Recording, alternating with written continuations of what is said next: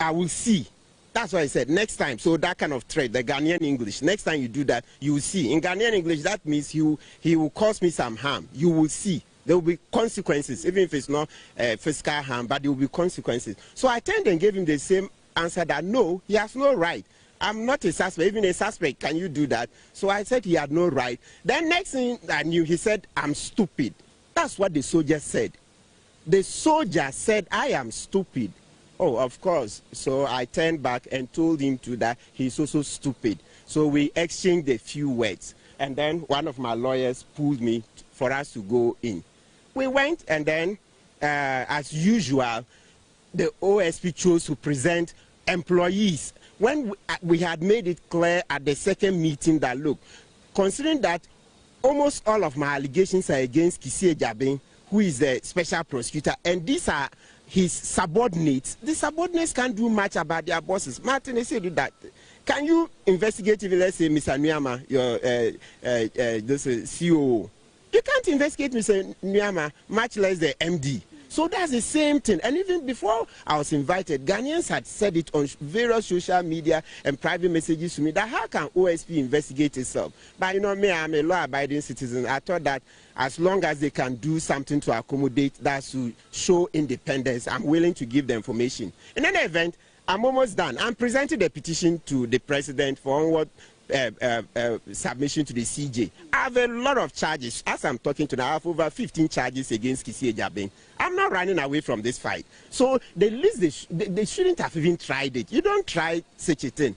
You see, you don't try such a thing. It just tells you the very incompetency. My arrest and detention underscores the incompetence with which Kissi Agyabeng sat down and allowed Ofori-Atta to run. Kissi is not up to scratch. Kissi has never been up to scratch. Because you see, how would you arrest people? When I had already said it, today is 3rd December.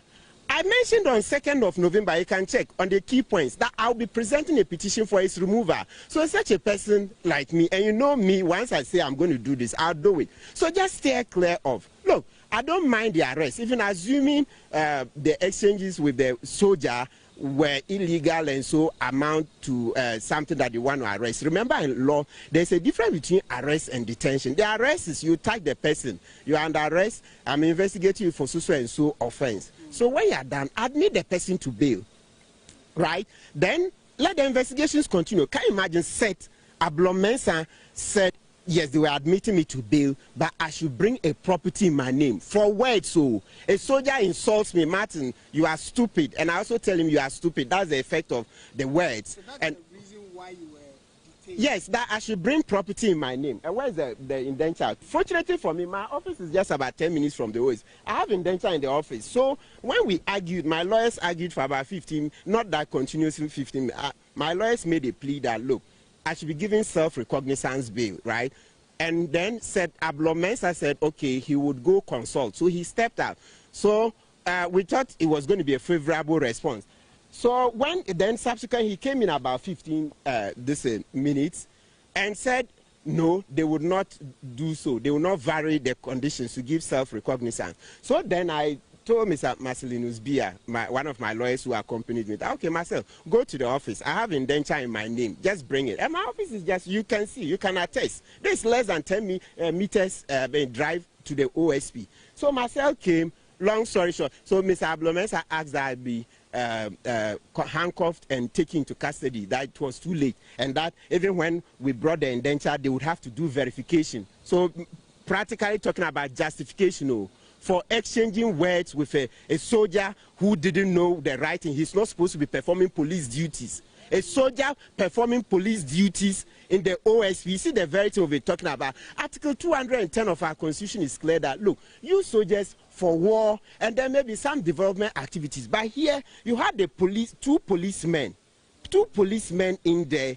And so if anything, if you think the building is under threat, anything, you use the soldiers as backup. But if you go to the OSP, the soldiers are performing frontline duties. You see, this thing have been mentioned that soldiers are taking away the work of the police. You see it has manifested. It's not only in the Galamsey fight. Now, ordinary OSP, soldiers have taken away the work of the police, performing frontline duties. If you think the building is under threat, let the soldiers be at the back. Let the soldiers be at the back. What are they doing front line? And there was a policeman. Now, let me repeat with all the emphasis. Look, get it. You see, as I mentioned, the policeman who initially came and told us to move, we shouldn't do the interview where we were. You know, when I came in, he said nothing to me. He's Mr. J. I don't see his first name. Usually, they'll just put the surname. J. He stood there. He was quiet. Then I went past him. But these soldiers who couldn't continue. So you see that there's a difference in the training. Police are trained differently from soldiers. Soldiers is war, high aggression. So for them, they couldn't continue. So the policeman who came and, just like we're doing this interview, told us to move from there.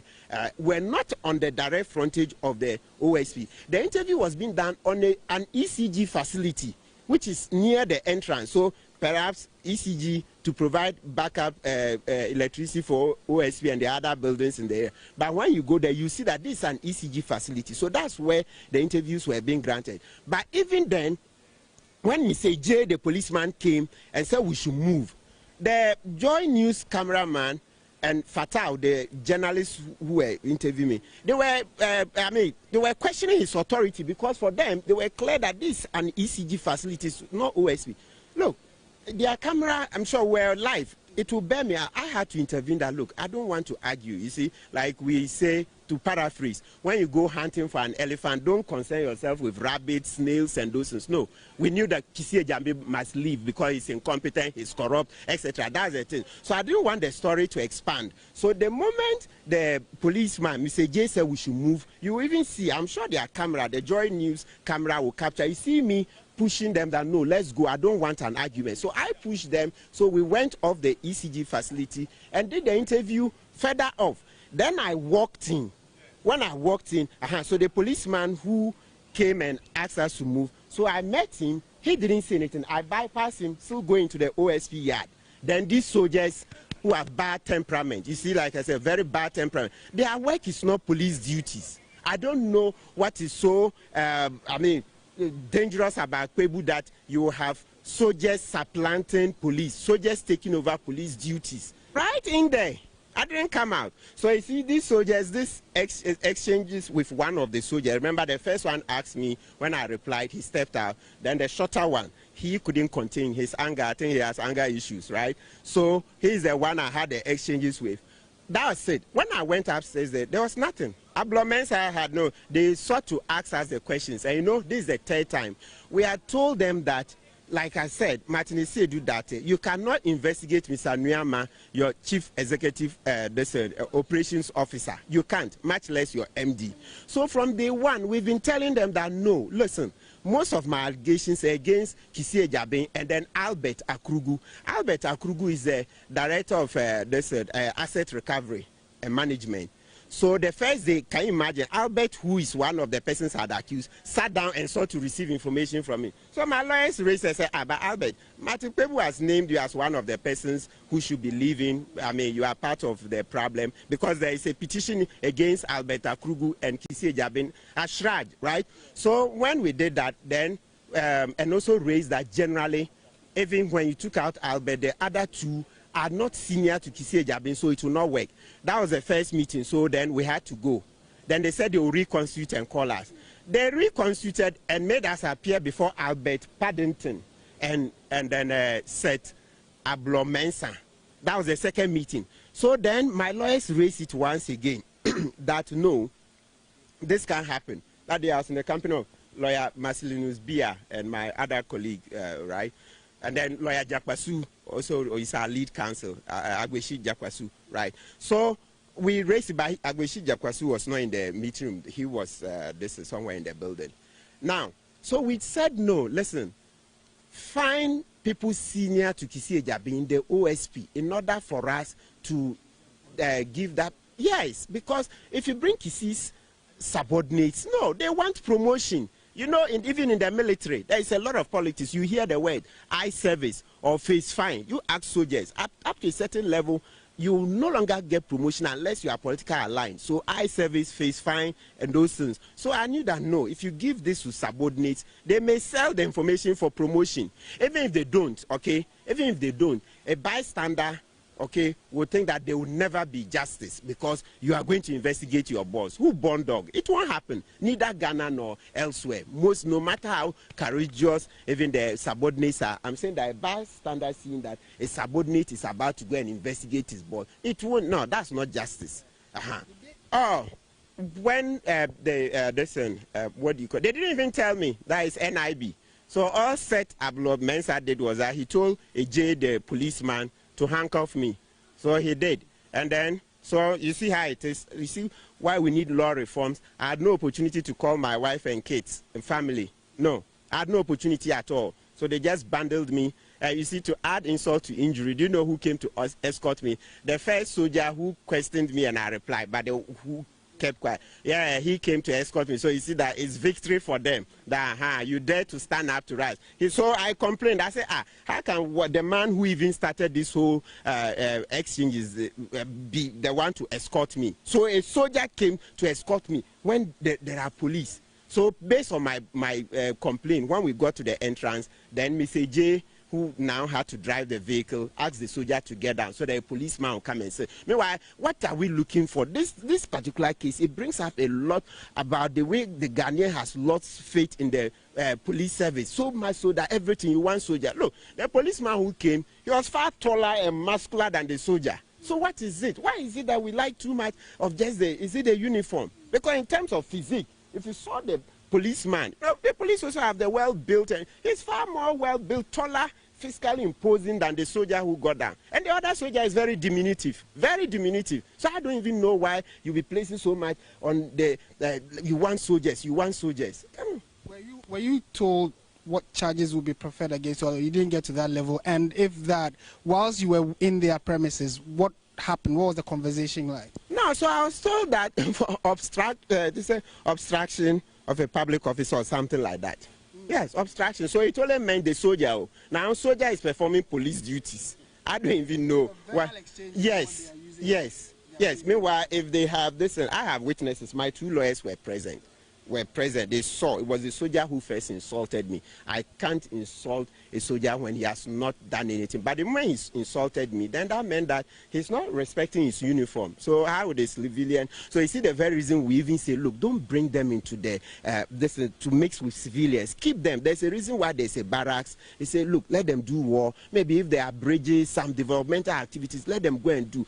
No, don't bring soldiers to perform police duties. That's there. Because the guy clearly had no temperament for this. But tomorrow at 11 a.m. Yeah, I have my indenture. Well, ready, myself was ready to take it. 10 minutes. Abloh Mensah said no. They just said I should report as well. I hope it won't be. Because, Martin, this is serious. So, a few exchanges with a soldier who had no business performing police duties, you say I should bring indenture. That's title deed. You need a full house as bail conditions. We are dead. We are dead. So, but this is an opportunity for law reforms. It tells you how some public officers can abuse their office. You see, the whole office set up Mensah, yes, they can see their boss is about to leave. They are not happy. I think he can foresee that he also lose his office. So because of that, he's trying to do something to protect Kissi Ejiabin, because I understand Kissi Ejiabin saying he had no knowledge. What kind of training did he give the staff? If he didn't give them high-handed training, why would Seth Abloh Mensah be asking me for an indenture over a matter of a few words with a soldier who started the whole thing? Oh, NIB, so...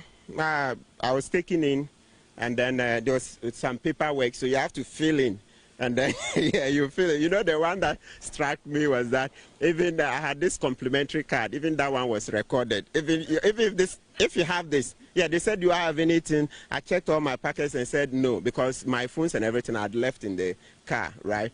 So, but when I dipped in my packet, I saw the complimentary card and then this nose mask. So the nose mask they didn't mention, but the complimentary card, I heard one of the officers telling another one to write in terms of property that I have. So they'll count. So they'll count everything. So they said one jacket, one black trousers, one belt, one white shirt. Then they asked, are you wearing a singlet? I said yes. What color is it? White. White singlet. One shoe. The hat. Everything. And the complimentary card. So they had to document everything I'd come into that place with, and then I was asked to sit so that the other processes would be gone into, and then fortunately they didn't finish, and then I got bail. The petition against Kissi Ejabi will go. Look, I can say, it depends. Now that they see they've disrupted me, if tomorrow I'm able to get enough, it's possible it can go tomorrow, if not Monday. But we are at charge number 15. A lot of things are wrong. Look, you know, even this arrest, I can bet you that it's going to annoy more Ghanaians who know more bad things, like you said. They will flood me. You will see the charges will double. That's how the charges have been increasing. I'm getting information left, right, center. So this arrest is even going to annoy those who have been cautious, because now they see that, oh, the guy is emboldened to now abuse his office to attack innocent citizens. You will see how I'll get more evidence. He will go. Kissi Ejabi has to go. There's nothing that will save him. Say ya sabe ko ya no a ayagalam say ya baba ko school ayagalam say from ansuan mutu anya kwanta abaye duma bia ne anuma ayeye efri tete babam na galam say ne ya nananuma ya no mkom krachi na abeso ya so sa mutu say ya so a ya ne ya to aba no ya pasa galam say duma ko suntina ya to aba no it is abai wotu unkofo ogum say amamra no mama be stop galansa amamo ba sika eno amoba je amowia amasanso adwuma be na o manso a adwuma bia ne a ye ne abiriye ene akasa esasa police ni ba eba be ya sapa no akwa na ya ne adakom akobusumi mienu nie hwa ebi ma nko school ebi ma enko school ya tete anu musema obi afri Accra Kasua asisa police cars de aba ebi sisa asomade oba na so machine wantimi antu a watutu nioma no de kwa wasisa watiti low bed e de aba sa abai e na asomo na wachake machine ono ade ni po wokona kobusa na so a oso betu tuo national security near police phobi omo ba ya omo se afidie a esisi kromi ana omo befa ene so o befa sesei aban na blagala say obi anfa ne no mama fie be 3 weeks ni edi video be sisi fie edi say wo so wo befa pa de video no fie de e ma mo kwan edi e bobo obalia say video de ye ma omo mfa ba akokra anko edi e nyira ye pinche saa ana ye de video no e amo mfa anko edi e wa na eja police for no e say omachi a omo de ko ye say ne saa bre eni e won shoot de e kokọ so na ye se de si fie ko ade eni baba akoply na say ye de no hospital ndi oni asisi a enyina anti yahwe ade anti say video ni de ye no kro mpa ye si e bro 3 weeks wo de ma mo hwe hu na ehun kra wo enye ne ena ye adwuma aban ni de tie ni pa ye hwe de ono a de ba koduro de obaka koduro no ana ye nyina ye be hu say ye be ye adwuma o ye nya adwuma o ye ni problem de say sifie de ye sifie de efie de enya de be mo befa enti yeso ya no asem no ye me ka kire mo ampanyin na ne say esre no ewura dwoma ama onfa na ninto fom ye hu say saa de ni nyina na kotia na kufu ado e ma na ban no saa bre woni su biem enti ye besre dwoma ama say onfa na ninto fom na saa bre no nwibua bi wo mu a omumfa niema bi enkoyie because saa bre ba bi apake afidie asie no esifie be 2 months ni 3 months ni yenkwa adwuma edi enti na police fo betuma ba fie so mo ba fa fidie enti yesre no so mo na nimra fom ohwehwe mu ye na de omo ye no enwa ye yesre no pa yesre no eska de na wunim so mo je eska so wunim. Well, good morning. Good morning, and thank you very much for joining us on Good Morning Ghana on the Metro Television. My name is Audu Moro, and I want to say Assalamu alaikum wa rahmatullahi ta'ala wa barakatuh. Thank you very much for joining the show. Today is the 5th of December. No, actually the 4th. Sorry about that. Today is the 4th of December 2025. This is the day the Lord has made. Indeed, we're glad in it. And I want to say a big thanks to the Almighty Allah for giving us another privilege, a rare one indeed, to return here to join the nation's conversation on the big issues that are making the rounds in our dear country, Ghana. I'll go straight ahead, as I always do, and look at the banner headlines of today's papers. Daily Graphic today says that Ofankor in Sawam Highway, 77% complete. President Mahamator's project site. Supplement on a National Farmers Day, and according to Daily Graphic, it's giving us more because tomorrow is Farmers Day. There's inflation hits 6.3%, lowest since 2021 rebasing. Trades union businesses decry water power tariff hikes. That's for today's Daily Graphic.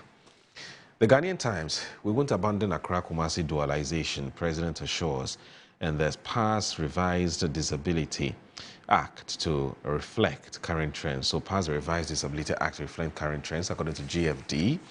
And there's inflation eases to 6.3% in November, lowest since price rebasing in 2021, GSS.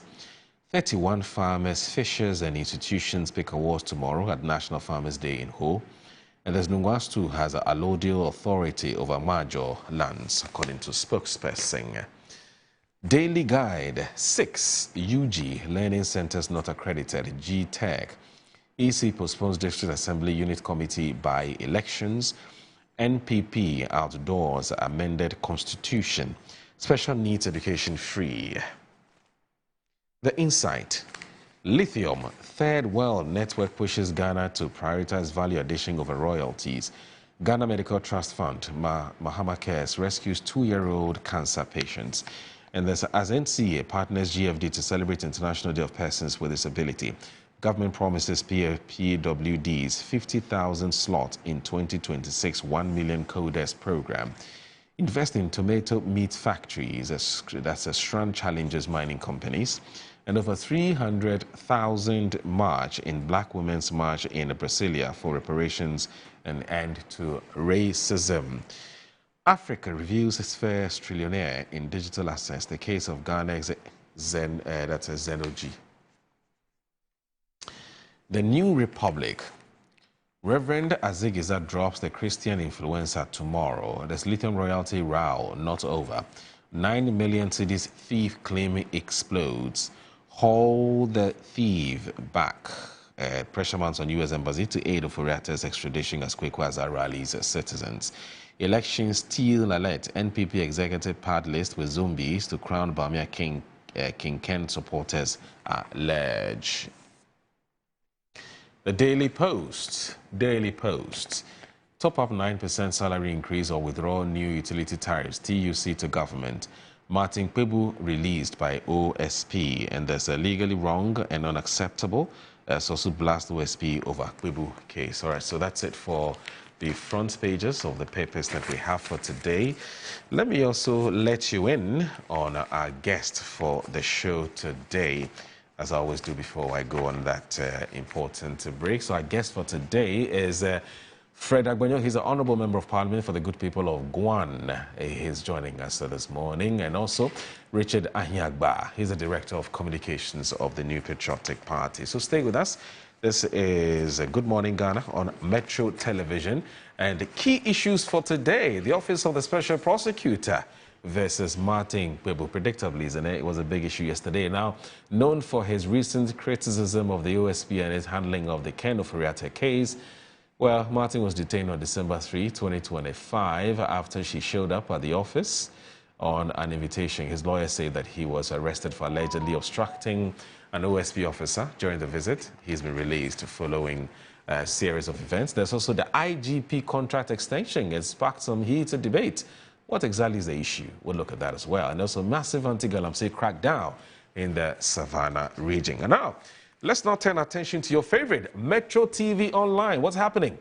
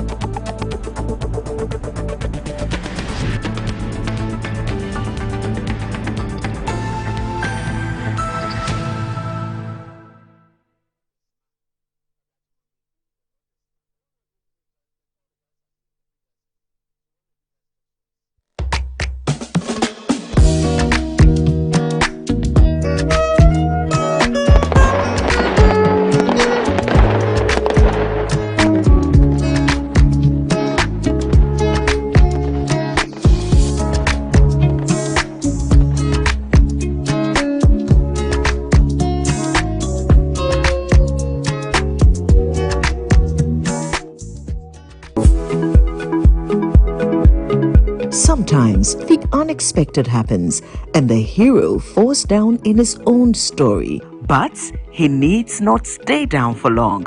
Cosmopolitan Health Insurance is your trusted health partner.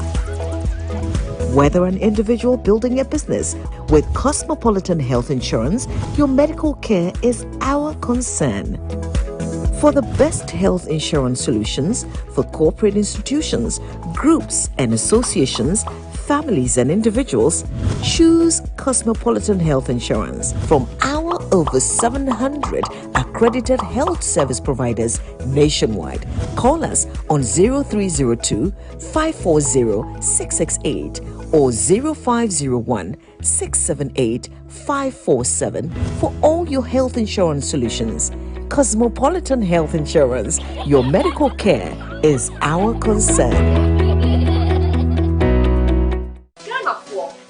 Chia winning Nara, me ding edge baby dapa, me dear strong crown bremo. Now the 20 animal with the egg, Japan, me de bremo. And no any summer spices. Summer spices in here, and wow, no bebreo, various flavors. Upenya a yako, Upenya nemchi, you do good jollof woman, and we get there. Upenya you do quam, you do for you, hot nako pibito, na Emma with piano, and yet day. When you mean ya, young con your cocoa now for egg.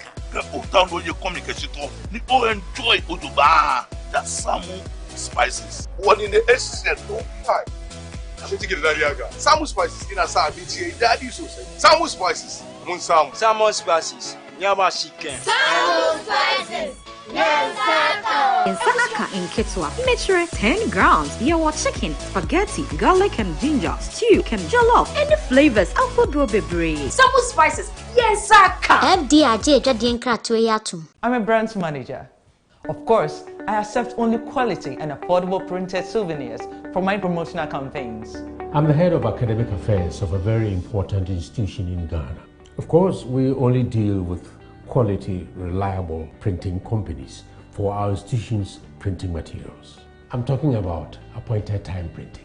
Appointed Time Printings. We take pride in our extensive print scope that transform your ideas into captivating visual masterpieces. We delve into the core objectives and vision of each print project. Precision printing is at the heart of our printing process as we meet your tight deadlines. Our rigorous inspection, color verification, and overall printing excellence are assured. 20 years of printing excellence. It's always a pleasure working with you to create a vibrant, dazzling printing experience that gives you a masterpiece. Appointed Time Printing, your world of quality and affordable printing. Brush, brush, brush, brush, brush, brush, brush, brush your teeth. Brush, brush, brush, 2 times a day. Brush with Kel-Kit. Hello, my friends. My name is Kel-Kit Toothpaste. Wow. I was made to be gentle on your gum, but protected. I will protect your teeth from cavity, make your teeth whiter, stronger, keep your mouth fresh all day. And best of all, I'm strawberry flavored. So put on a smile and try me. That's amazing. Just try me. That's my job. If you say so, jump on my brush.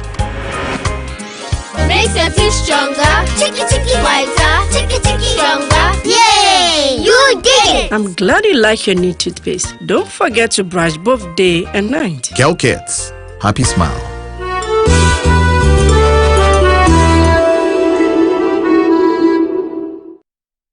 Meet James. James has been searching for happiness for years. So we asked locals to point him to the source of their happiness. Until one fateful night, when his search finally came to an abrupt end.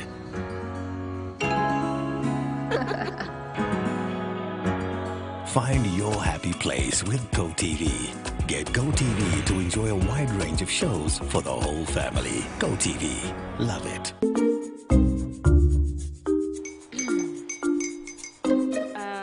Kwame and his uncle are almost here. Wait a minute. This one too, your friend Kwame. Wait, Kwame.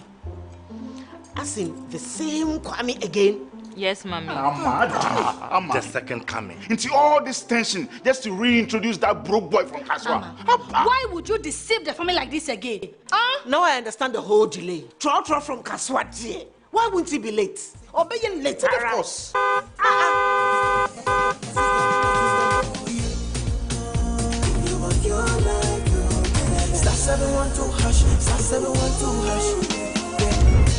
be the luckiest. Kofi from Georgia be luckiest. From not the cause she be luckiest. Me and you go be luckiest.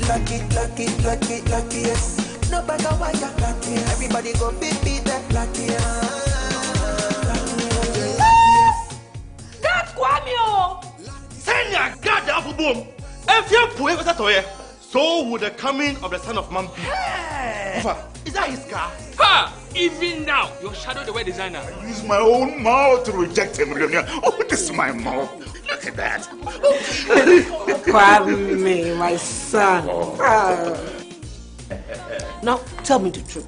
How did this all happen? Oh, mommy, a simple direction. Mr. Good Luck no check me way. Yeah, man. Easy car. Or dial star 712 hash. The devil is a liar. He picked his ticket and entered his lucky 5-digit number. I'm his birthday. Oh, how romantic! And he followed the prompts. Yes, and then boom, confirmation test. Come quick, pick 5 numbers for me, okay? I'm feeling like 7. Dial star 712 hash. Choose your ticket. Enter your lucky number. Follow the prompt and let destiny handle the You see how they love you now? Yo, baby, I'll find me payment before December. May release a motivational album. Patapa, my super. This promotion is regulated by the NLA on the Caritas platform. In a world where security is paramount, peace of mind should be a necessity and not a luxury. This is why Virtual Security Africa has created a special discount package up to 30% on our 4 and 8 channel high definition cameras. We are more affordable now than ever. With as low as 4,130 Ghana cedis, you can get 4 high definition cameras, 3 terabyte hard drive, cables, and a digital video recorder. With 6,440 Ghana cedis, you will get 8 high-definition cameras, 3 terabyte hard drive, cables, and a digital video recorder. Why choose us? Because we offer top-tier quality you can trust, lifetime after-sale support, 2 years warranty, and you can view our systems remotely. Sidinoa Peke. Spend less, secure more. Call us on 055 874-0764 and 050-331-4068. Virtual Security Africa. We will beat the advertised price of any security product of comparable quality.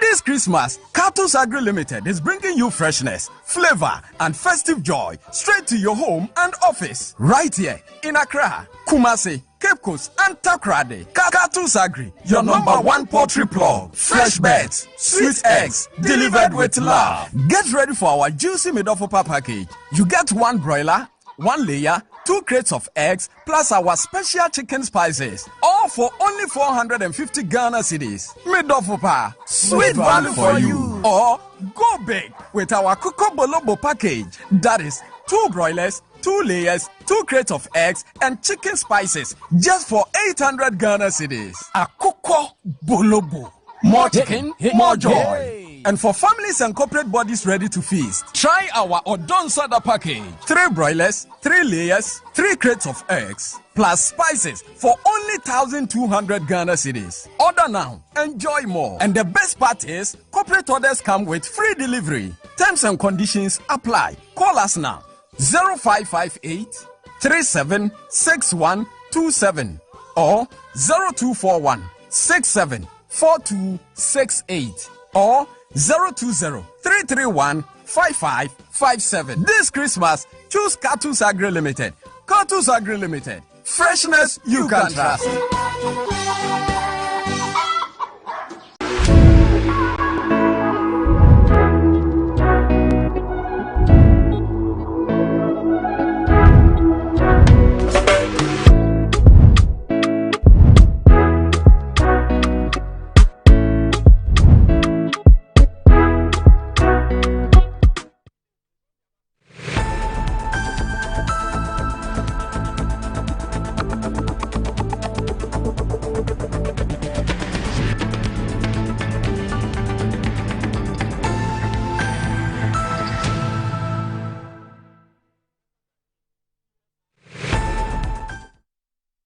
All right, you're watching Good Morning Ghana on Metro Television. The show is also live on 94.1 FM. So please tell a friend to tell a friend to tell a friend that you can monitor the show keenly and closely on your radio dial, which is 94.1 FM. Sorry, those of you asking of the name of the radio station, it doesn't have a name now, it's just 94.1. Just tune to 94.1 FM. And it is very, very clear. It's crystal clear. You can hear every single word that's been uttered by our guest here on the show.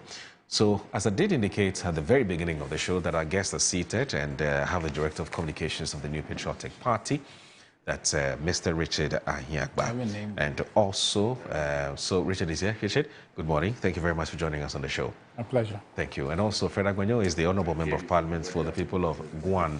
He is here with us. And Honourable, good morning. Thank you very much for joining us. Good morning. It's good to see you. Fred, we call him Fredo. How are your people? How are the constituents? Well, by the grace of God, everybody in the Guan constituency, that place that's popularly called Sal, everybody is doing well. The chiefs and the young people are doing well. What they're asking for is development. They want their roast feast, they want their schools, their health institutions, employment opportunities created for the young people, and then agricultural activities enhanced so that they can also make a meaningful living. Let me say good morning to all of them this morning. Let me also say a belated happy birthday to His Excellency John Dramani Mahama, the visionarian, the man that is driving Ghana to where all of us want Ghana to be. We wish him the very best of luck. We wish him good health, wish him long life. May the Lord continue to empower him to help develop this country. Tomorrow, some beautiful things are happening in Parliament. I don't know if you have been following. Yeah. Following the passage of the reading of the budget. Okay. You know, various committees have been sitting to try to pass the budget of the various institutions and departments. You know, local government committee, local government budget was passed yesterday, and a few issues came up for discussion. You know, currently local government, the Ministry of the Chieftaincy departments under them, religious affairs under them, and then local government. And people have concern about, you know, the Chieftaincy institution, that if you travel across the length and breadth of this country, one of the things that is creating tension, confusion, disagreement, in some cases war, has to do with chieftaincy issues and land issues.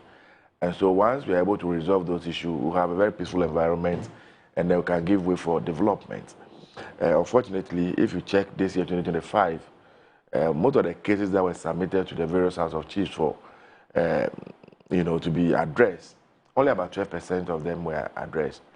Several of them are pending, and that is not good enough. And so we are appealing to the sector to sit up. We know there are some financial constraints, some releases for the city allowance of the people who sit and handle those issues. And the ministry has made provision for that. Ministry of Finance made provision for that. And we expect that next year, 2026, we will be able to resolve most of those cases. Now, one of the issues that some of us even have concern again with has to do with the way the Assembly Common Fund, you know, is shared in the country. Now, you go to some municipalities and some assemblies, they have huge IGF. They generate a lot of money on their own, and the potential even is there for them to do more.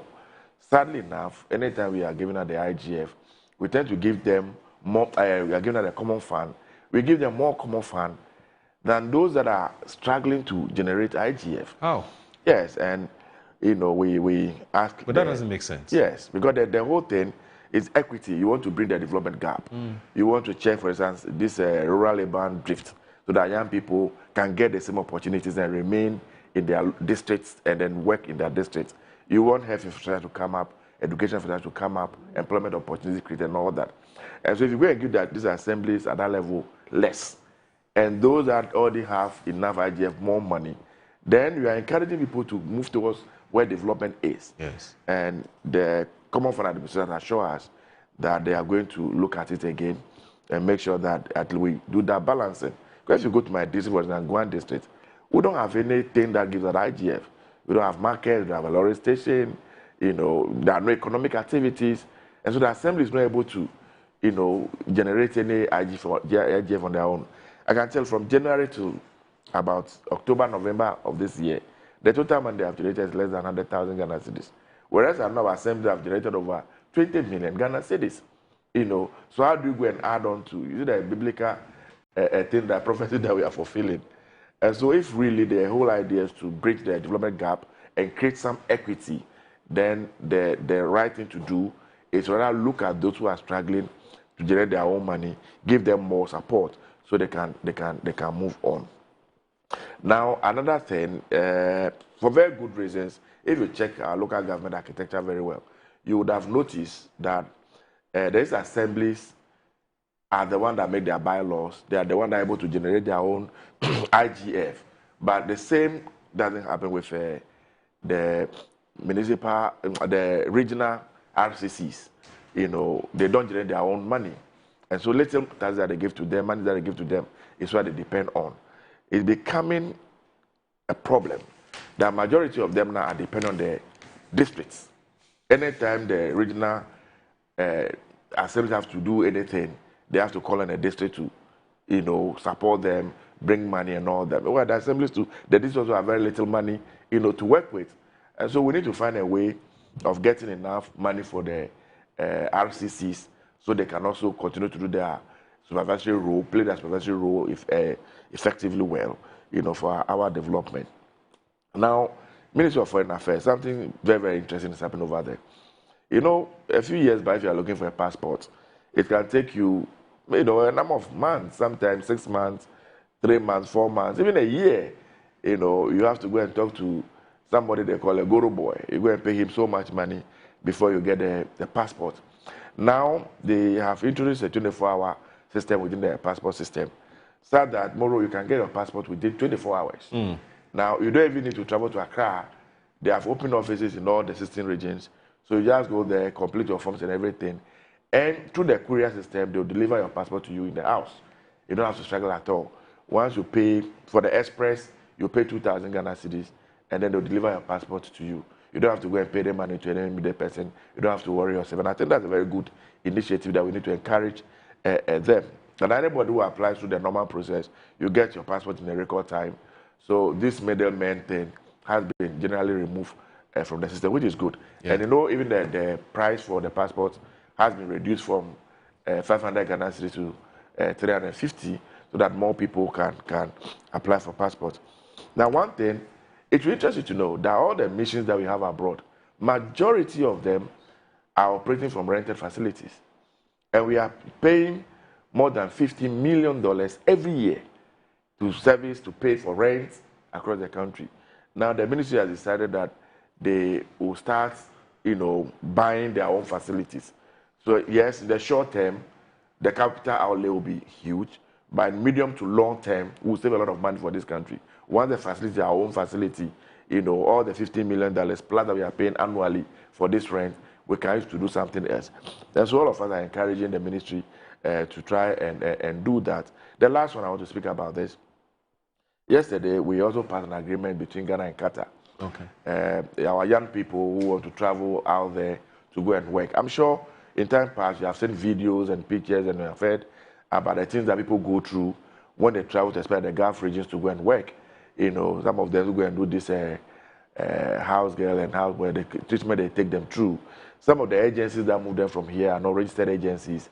By the time they get there, they take their passport from them, they go and negotiate with their employers, and then their salaries are paid to the agency, and something little is given to them. The way they don't treat them as human beings and all that. What the ministry is seeking to do now, with this agreement has been passed, now they're going to register agencies in Ghana here that will do the recruitment. When you get there, all the labor laws will be applied well. Whatever that you are entitled to in terms of salary will be given to you. Nobody will confiscate your passport from you again. You work in a very conducive environment. And I think that is good. Our economy really is not big enough to absorb all the many young people that are coming up. So, like the Cubans and the rest are doing, where deliberately they train more human resource, they deploy them abroad, and then they also make some money from it. Kenya and the rest are doing well, as I speak to you now. They are sending people overseas to go and work, and the nation gets money for its development. It creates employment opportunity for the young people. Okay. And so that is the path as a nation we want to go. I want to thank the president for his vision, the sector minister, Honorable Kujaga Blakwa, and the entire ministry for the work they are doing. I believe in the coming days, they will look at other countries beyond Qatar and see how we can get those agreements between the two of us for the comfort of our young people. Okay. All right. I guess that we can move on to the more substantive issues. Yeah. If it were in court, we say an orbiter. You know, the more substantive issues for today. But I mean, maybe for Richard. We don't have to move yet. You allowed my brother to. Oh, he was just giving us an update on something. No, it's not an update. This is propaganda. So you have not repented still? No, but the thing you are doing, we have to call it by its name. Oh my God. Well, Moro, I mean, there's. You have some responses? Oh, no, not to. Okay. I mean, what he says, Ghanaians are the best judge. They are going through. If you promise that you're going to create jobs, and then you are in office, and what you're saying is the houseboy, housegirl job is what you're going to do for people, then we know what you have brought. You understand? So that one, Ghanaians will judge. But I want to say, quite related to what he said, it's a troubling situation. Okay. And I want to talk about inflation. I think that's a part of your matter. We'll talk about it. Okay, but then before we get there, I just want to talk about an observation I have made. It is very troubling. Unemployment is becoming a problem. Youth unemployment is a problem. And part of the campaign that was done in 2024 was to solve that problem. The NDC was clear, pushed a clear narrative that they were going to solve the problem. But today, it is worse. Unfortunately, it is worse. And my hope that this can be fixed is in the agri sector. But, you know, because he mentioned the budget, I was looking at the budget. What data are you working with? When you say it's worse today, what data are you working with? I'm working with real-life data that you see out there. I don't think you need data. That's anecdotal, isn't it? That's anecdotal. That is real. Is that a scientific or anecdotal? Forget, what is scientific? Scientific is a representation. Hold on. I'm coming. Just relax. Yes. I'm talking to you about what people are going through. You are talking to me about scientific. This morning on my way here, 8 able-bodied young men were standing at the intersection with shovels in their hands, trying to collect money. It's always been there. I'm saying that it's 8 this morning. 8. Okay. I imagine the other places. As against what? Huh? As against what used to be the past? Look, the lives and hopes of those young people, 8 people, is enough to make a point. You can want 1 million. No, we want. But I mean, we want to compare. Tomorrow, because you said it's gotten worse. You don't need to compare. I'm talking about reality. Compared to what? Is this gotten worse? Yes. Worse is a comparative. If you're but they made a point in 2024 that the situation in the country was where they were coming to. We asked them the same question. But I'm saying that they said unemployment was bad. Yes. They were coming to fix it. And Ghanaians voted for them. And they have come, and more people are on the streets. Okay. And that's what I asked you. When you say more, as against what? Compared to what? Also, you haven't seen it? I've seen them too. Okay, so if you have seen it, I'm saying it. Just let's have the conversation. I was thinking you're going to say, last year or 2 years, 3 years, you see, say 2, 3 people. Today is 8. It is then absolutely, Moro, absolutely irrelevant. Okay. To be referring me to yesterday, no, you when people are hungry yesterday. Those who, hold on. Those who were hungry. What circumstance you ask? You said it's gotten worse. So why are you belaboring that it's gotten worse? Talk about it now. What is...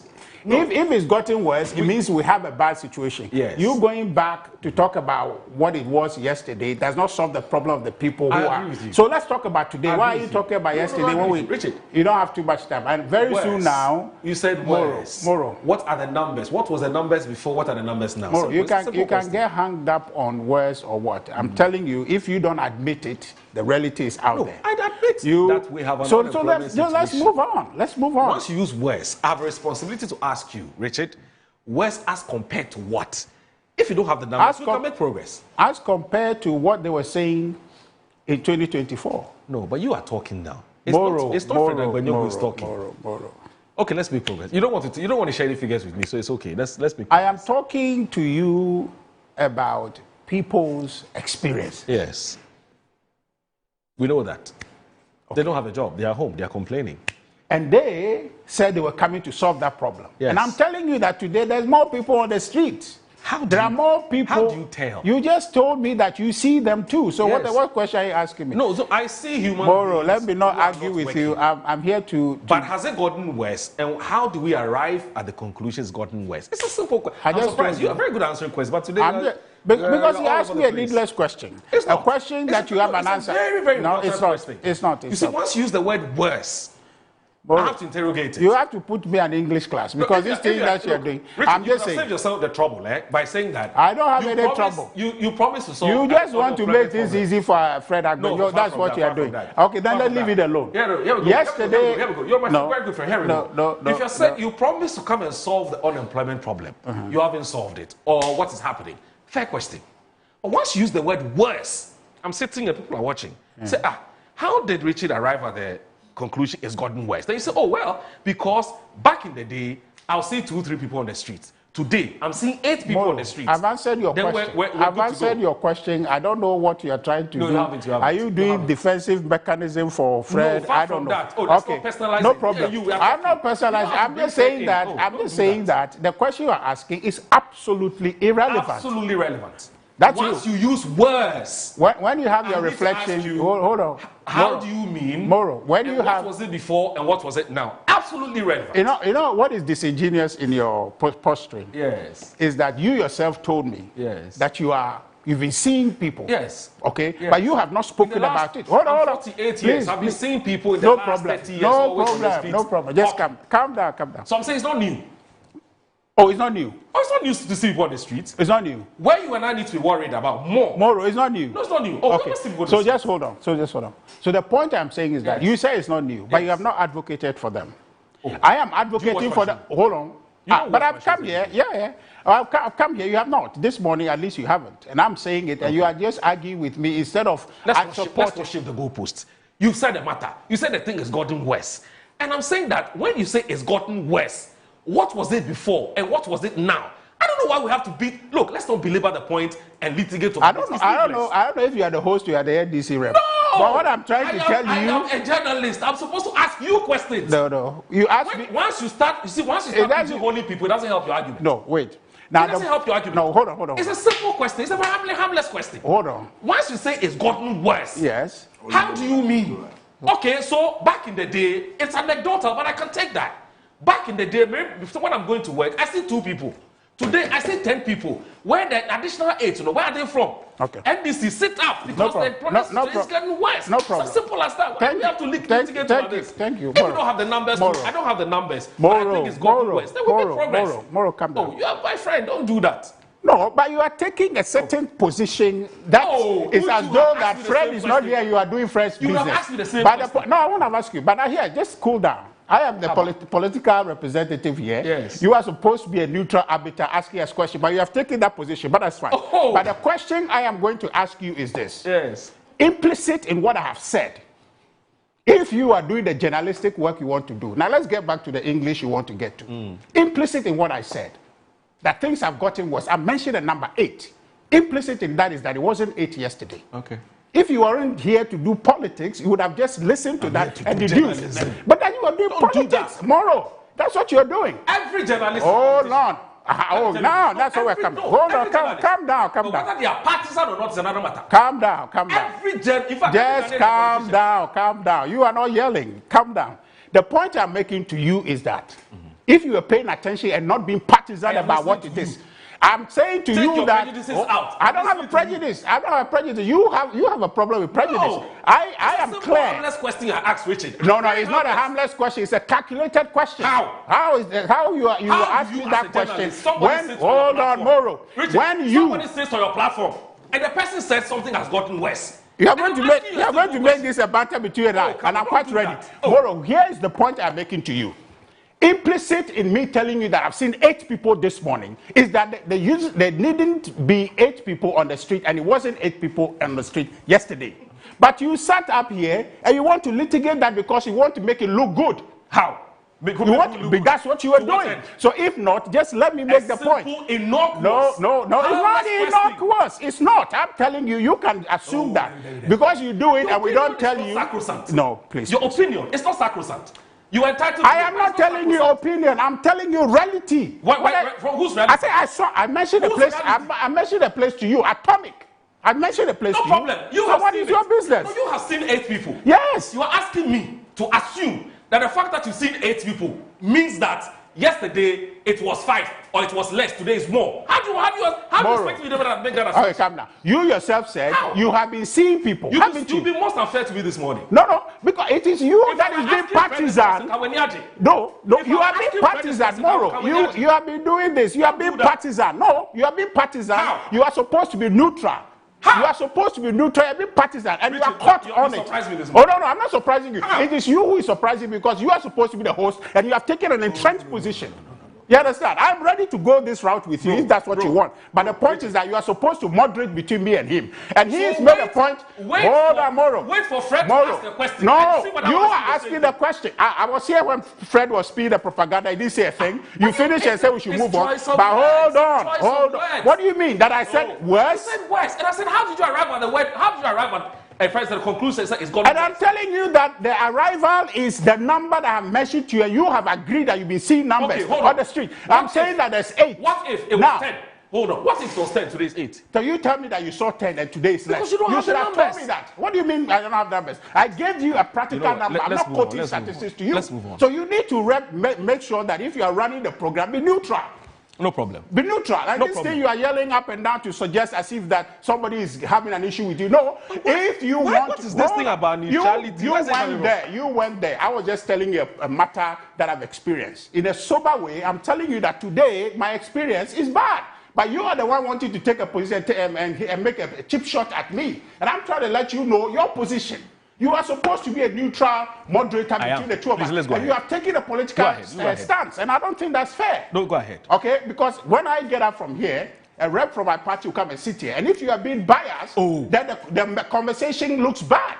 And create the impression as if government is doing something that is not. So we are here. Hold on. We get these kinds of things all the time. We're used to it. Hold on. The point I am making is that this man, he's been doing this to me every day. No, I haven't seen it. I haven't seen it. He didn't do anything like that. I am trying to tell you that when I have opportunity to talk about what is worrying Ghanaians out there, allow me. No problem, go ahead. Fred just talked about people now that his government is not going to be shipping people to go and do houseboy, housegirl outside this country. Okay? Is that what you promised? If you are quoting me, quote me well. Isn't that what you said? Quoting me, quote me. I didn't say that. But you said the military is doing a good job. You said they are doing a good job. Now there will be labor laws that applies to people who are going to be shipped. Stop this. That you are quoting Cuba and the rest. So what is this? Stop this childish thing. I didn't say that. So what did you say? Say so I can quote you. What they are doing this morning is very childish. Stop it. Stop it. You prepared from the house that you are coming to antagonize the host. No. You think that the host will just sit down and be watching you to see whatever you want. Okay, so you see what I'm saying? The point is that Moro is playing in your corner, so you like it. Why? When I made a simple point, I picked on him on this show before. I picked on him a number of times. But it's not the first time I'm having a show with the No. Because he was helping you were quiet. The point you have said. You said unemployment is worse in our country. He said, give me numbers. You can't just come into a national television and say unemployment is worse. Without any evidence. No problem. Because you saw 8 people in the morning. When yesterday 20 people were standing on the road. Because you saw 8 this morning, it became worse.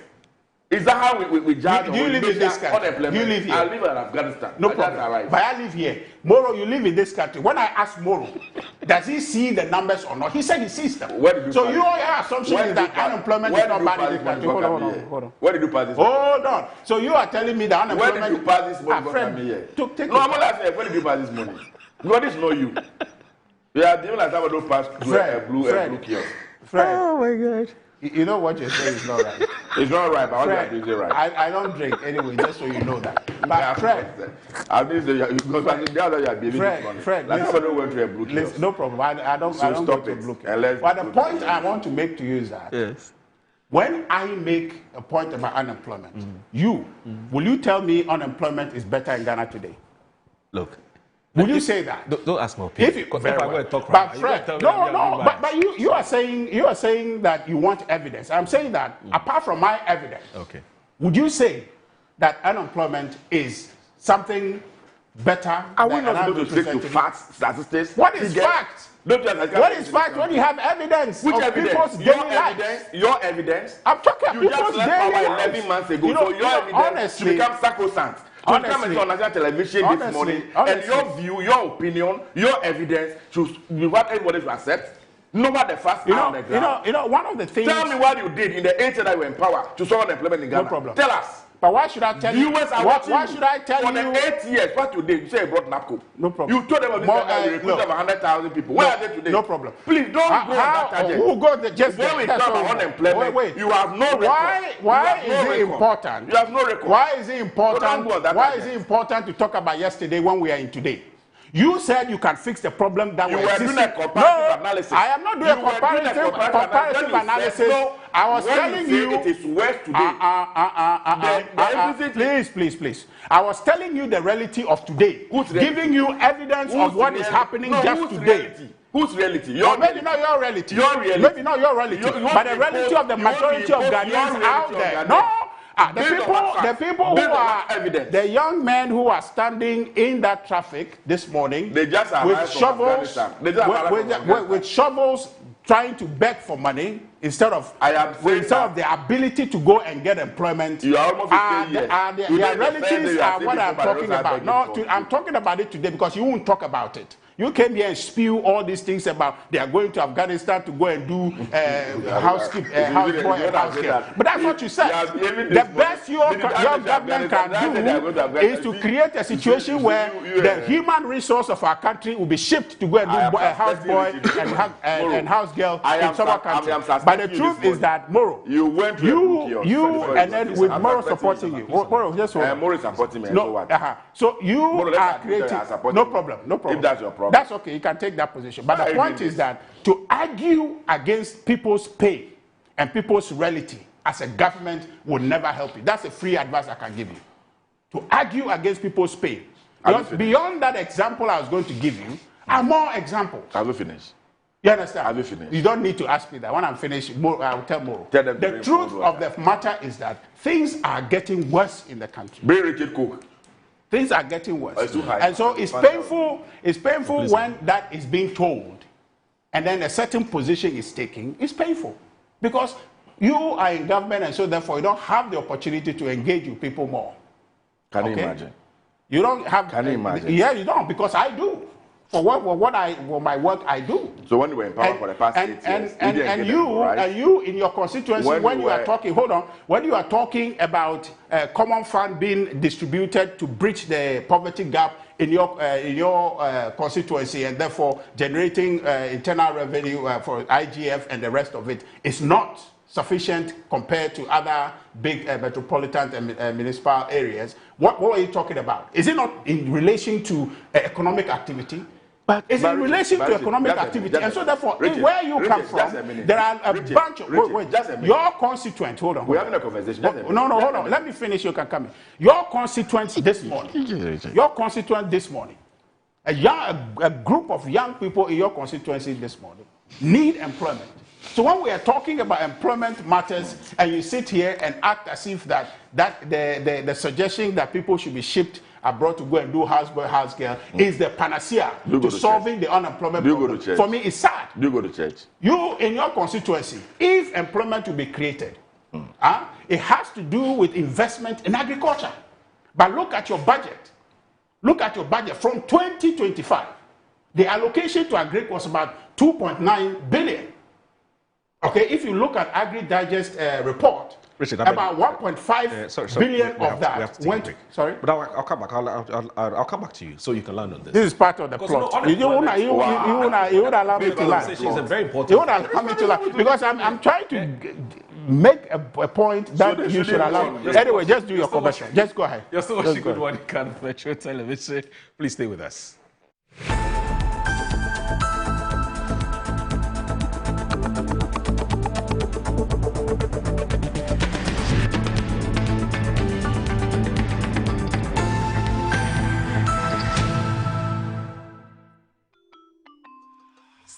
Pepsodent Kids stay the right way, filled with confidence to take on any challenge. Pepsodent Kids contains the right amount of fluoride and sugar acid protection to care for their developing gums and teeth.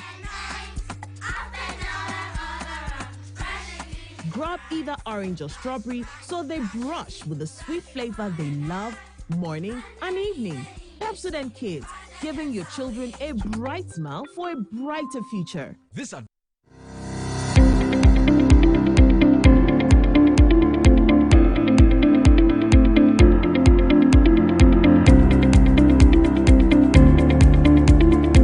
Ebusiafo ye mama kwaba eba Children's Palace. Nkwala nyema nyina fie enye.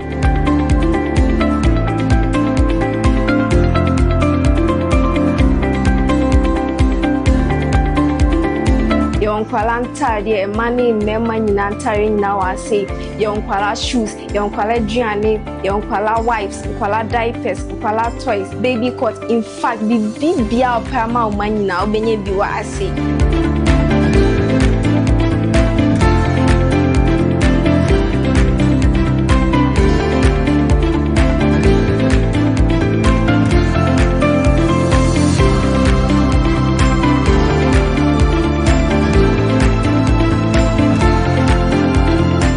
Located at East Legon Hills, Nana Chrome KFC.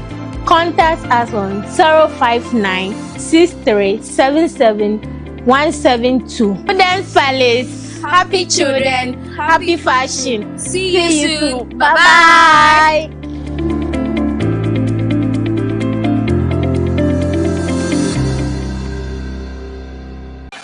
Are you a headmaster, headmistress, parent, teacher, or an educator looking for high-quality textbooks for preschool, primary, and junior high school students? Look no further than Advocate Publishing Company. Advocate Publishing Company is a leading publisher of educational materials in Ghana that publishes very engaging, interactive, and comprehensive textbooks that meet the needs of students, teachers, and parents. Our textbooks are thoroughly published to make learning fun and easy. They are also designed to stimulate critical thinking, problem solving, and creativity in students. Make Advocate Publishing your preferred choice for all your educational needs. Explore our range of textbooks and educational resources. Visit us at the old GNTC yard near Kingsway, Accra. You can contact us on 0503 786 776 or 02408 06354, also 0531 600360, and connect with us on Instagram, X, and Facebook at Advo Publishing. Don't settle for less. Choose the best. Advocate Publishing Company, empowering young minds one textbook at a time. Thinking publishing, think Advocate Publishing. Yes, next. Hey, Nadia Benson. Me didn't tum. Mr. Friend Calico, just call me cockroach. Now, Mr. Friend, me once now. Hey, that's on you. Improve car. Yeah. Captain Mosquito, double the action.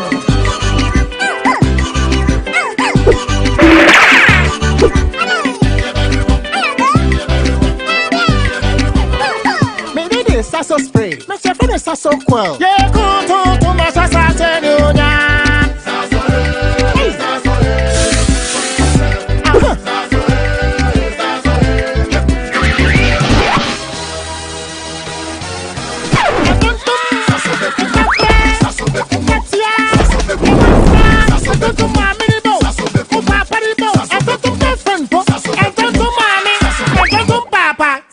Come tum preko.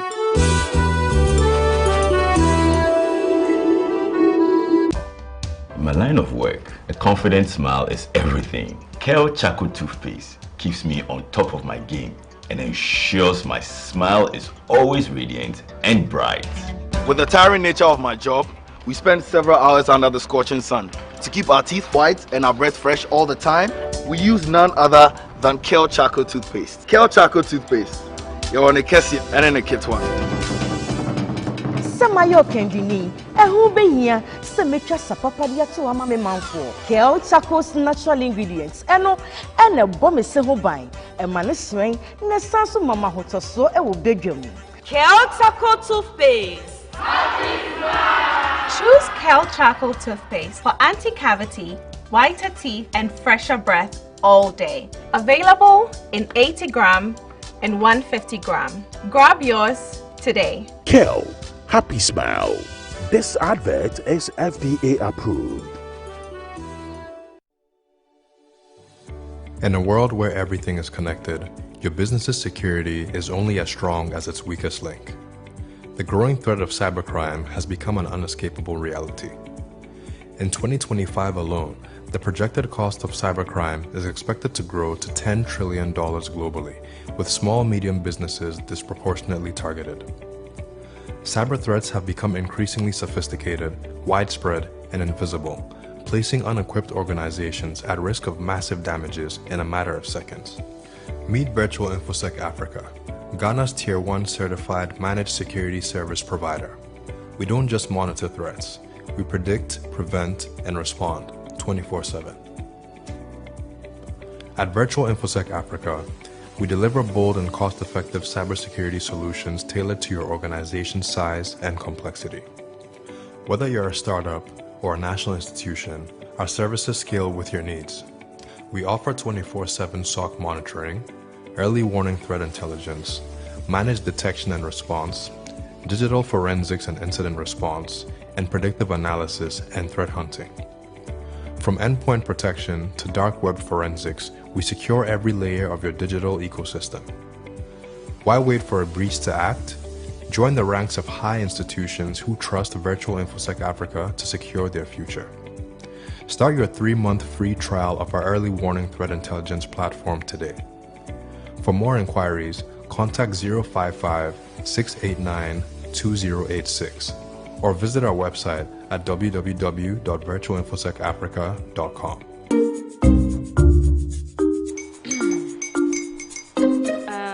Kwame and his uncle are almost here. Wait a minute. This one too, your friend Kwame. Wait, Kwame. As in the same Kwame again? Yes, mommy. The second coming. Into all this tension just to reintroduce that broke boy from Kaswa. Why would you deceive the family like this again? Now I understand the whole delay. Troll from Kaswa, dear. Why wouldn't he be late? Or being late? Of course.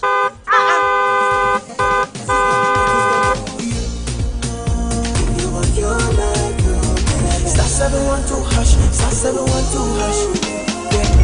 You go be the luckiest. Copy from Georgia be luckiest. From not the cause she be luckiest. Yeah, you go be luckiest. No matter why you're luckiest. Everybody go be the luckiest. That's Kwame! Send your God up boom. If you put it at so would the coming of the Son of Man be. Is that his car? Ha! Even now, your shadow the way designer. I use my own mouth to reject him. Oh, this is my mouth. Look at that. Kwame, my son. Now, tell me the truth. How did this all happen? Oh, mommy, a simple deletion. Mr. Good Luck no me way. Yeah, man. Easy kwa. Or dial star 712 hash. The devil is a liar. He picked his ticket and entered his lucky 5-digit number. I'm his birthday. Oh, how romantic. And he followed the prompts. Yes. And then boom. Confirmation test. One quick, pick 5 numbers for me, okay? I'm feeling like 7. Dial star 712 hash. Choose your ticket. Enter your lucky number. Follow the prompts and let destiny handle the You see how they love you now? Yo, do you have family permission? Before December, may release a motivational album. Patapa, my super. This promotion is regulated by the NLA on the Caritas platform. Are you a public sector worker dreaming of owning your own home but worried about the upfront cost? At Rehoboth Havens, we've made home ownership not only possible but simple, affordable, and convenient. For the first time, you can own your own home with no physical deposit required. Through our partnership with reputable Ghanaian banks, your Provident Fund becomes your deposit, making the process smooth and stress-free. After that, you simply pay the balance through an affordable mortgage with monthly installments designed to fit your income. With mortgage rates as low as 15% and a repayment period of up to 20 years, securing your future home has never been easier. And the best part, every Ghanaian worker deserves a decent home. Own your 2-bedroom home today, starting from just 675,000 Ghana cedis, or upgrade to our executive 3 and 4 bedrooms, all on Sweet Homes, even for more space, comfort, and luxury. Rehoboth Havens is located in the serene hills of Ayi-Mensah Damfa, offering breathtaking views of the Pediasi Ebri Mountains. Here, you're not just buying a house, you are joining a secure, gated community designed for peace, privacy, and comfortable family living. Say goodbye to land litigation, building stress, and construction delays. Say hello to your own home. Move-in ready and free from legal complications. Secure your retirement now. For more information, call us today at +233 55 375 1933 or +233 20 682 3524. Rehoboth Social Housing. Your housing dream becomes reality. The biggest cultural explosion of the year is here. The Afro-Brazil-Ghana Festival 2025. December 12th and 13th at the Kwame Nkrumah Memorial Park and Mausoleum. It's coming alive with 2 unforgettable days of culture, food, fashion, and music. Enjoy electrifying performances from Fancy Gadam, Adam, Go Get 'Em Episode, Wiyala, Amanziba, Big Twins African Music, and Dance Ensemble. Simon from Burkina Faso. And representing Brazil, Aline Crew. This historic festival is organized by Big Twins African Music and Dance Ensemble in collaboration with the Embassy of the Federated Republic of Brazil in Accra, supported by Ministry of Tourism, Culture and Creative Arts, Ghana Tourism Authority.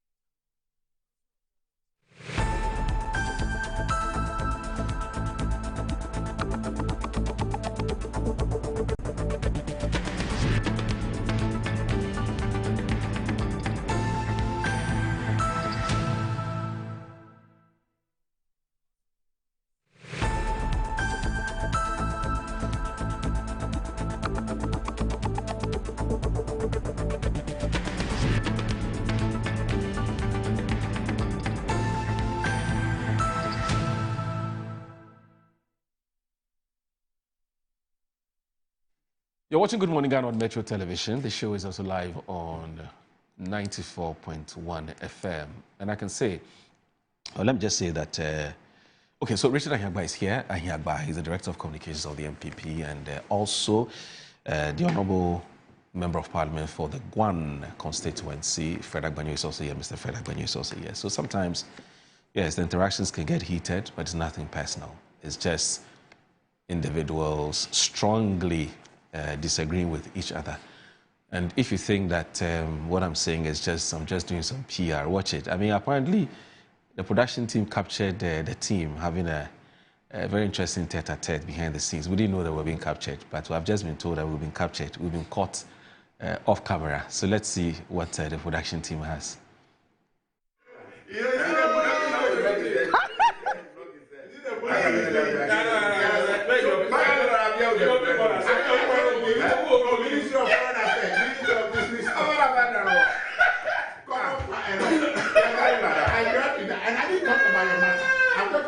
But Moro, it is either you sleep well yesterday or you pass through a blue pill.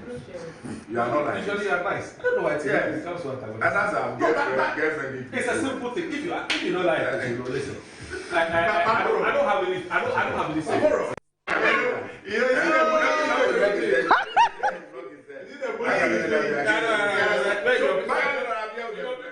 Yeah, my honorable brother. You see?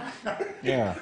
I like you to knock my head. This is not something we planned, but you can always trust Bright Avenue. He captured us unbeknown to us. We were doing our own, off-air conversations, but he captured us. So yeah, it's not personal. Richard is a very good friend. Don't get it twisted at all. But yes, sometimes that's how it happens. It gets very heated. It gets very feisty, for want of a better word. But it's not personal at all. And it's also very normal to have an opinion of somebody. And sometimes you can't just help it. People are entitled to have an opinion about somebody. Your job is to make sure that you either validate or invalidate the perception the person has about you. So that's fine. But we'll continue to do our job. Our job essentially is to ask the questions. Sometimes the nature of the questions may not be comfortable to the guests, but it is what it is. And my approach has always been, when the questions are asked and you don't want to say, you're always free to say, I don't have an answer for you, which is fine. But I'm not one of those who is particularly excited about always reading ill motive into questions that have been asked. It doesn't help, the relationship building efforts by the media house and the guest. It's not the best. And politicians do that all the time. I've been in this game for 25 years. I started in 2000 from Reedy University. And my foremost teacher, Alhaji Siddiq Abubakar, who taught me journalism, was always under some kind of barrage of attacks. I mean, callers were calling and attacking of being here or being there. And, it's just the nature of the job. So when you hear sometimes guests out of some little misunderstanding sort of attribute or cast all kinds of insinuations at journalists, it's very normal. We're used to it, but we still have to do our job. We still have to do our job. And again, I want to put this very clearly. There's no journalist who's not political. Every journalist is political, but what you don't do is to be partisan. Okay, and that's why when I hear people say, as journalists, you have to be objective. There's nothing like objectivity, because what you think is your objectivity is somebody else's subjectivity. What you need to do is to be impartial. Okay, you have to be fair, and fair to not just the guest, but fair to the facts. So there's somebody comes, speaks for 5 minutes. If you're asking questions of A, ask questions of B. But I come from a home. I have a certain orientation. I may be a socialist or I may be a capitalist, but be fair. Okay, ask the right questions, ask the critical questions. And so journalists, being politicians telling you are better than NDC and PP, it's neither here nor there, yes. But whether you are CVP or whatever, are you being fair? That's, for me, that's the most important thing. So with that said, I guess that we can proceed with that conversation. No. To be fair, it was Richard who was on. No, he would. No, but you started this. But I did for just 5 minutes. He would do us the honors by landing on this matter quickly, so that we can make progress. Because we've spent a lot of time on this matter. I mean, it's time that we have to spend. We have 3 very important issues to talk no about. problem. There's inflation, there's Martin P. Wins, one other one. No problem. Inflation is important, and we're talking about that even now. Okay. See, so Moro, I think you have sort of a bully pulpit, so you've kind of colored the issue to exonerate yourself. But the point I am making is that I am here as a representative of a political party. Not any mean political party, but a new patriotic party. So I have every right. And when I live here, most especially as the director of communication, I am mindful that when I'm not here, my colleagues are here. Right. And so when I identify something that will disrupt and affect the kind of communication we want to have, I need to address it here and now. Okay. So I realize that your line of questioning is leading to a conversation that does not, in our assessment, benefit the Ghanaian today. You want to talk about yesterday, but we are in today. The pain of Ghanaian people today is about the conditions that obtain in Ghana today. And so when we are here to have a conversation, we want to talk about the matters that are militating against our progress today, not that of yesterday. So when you want to take me to yesterday, I am not interested in that, because especially when I have contextualized a conversation for you that they promised to fix the problems of yesterday today, and they are in office today, and those problems are getting worse, and you yourself concede that you see the situation I'm describing. I expect us to have a conversation going forward. And that was where I didn't agree with you advancing a conversation yesterday and getting us to go instead of going into a conversation of today. The point I am making is unemployment is worse. And I experience it on a daily basis based on my interactions and the things I do on a daily basis. The calls that you hear on social media when you read, and the evidence that I saw today, the numbers increasing on the street, able-bodied young people, government's own investment in the budget that they have put out. And you see that investment in the productive sectors of the economy is reducing.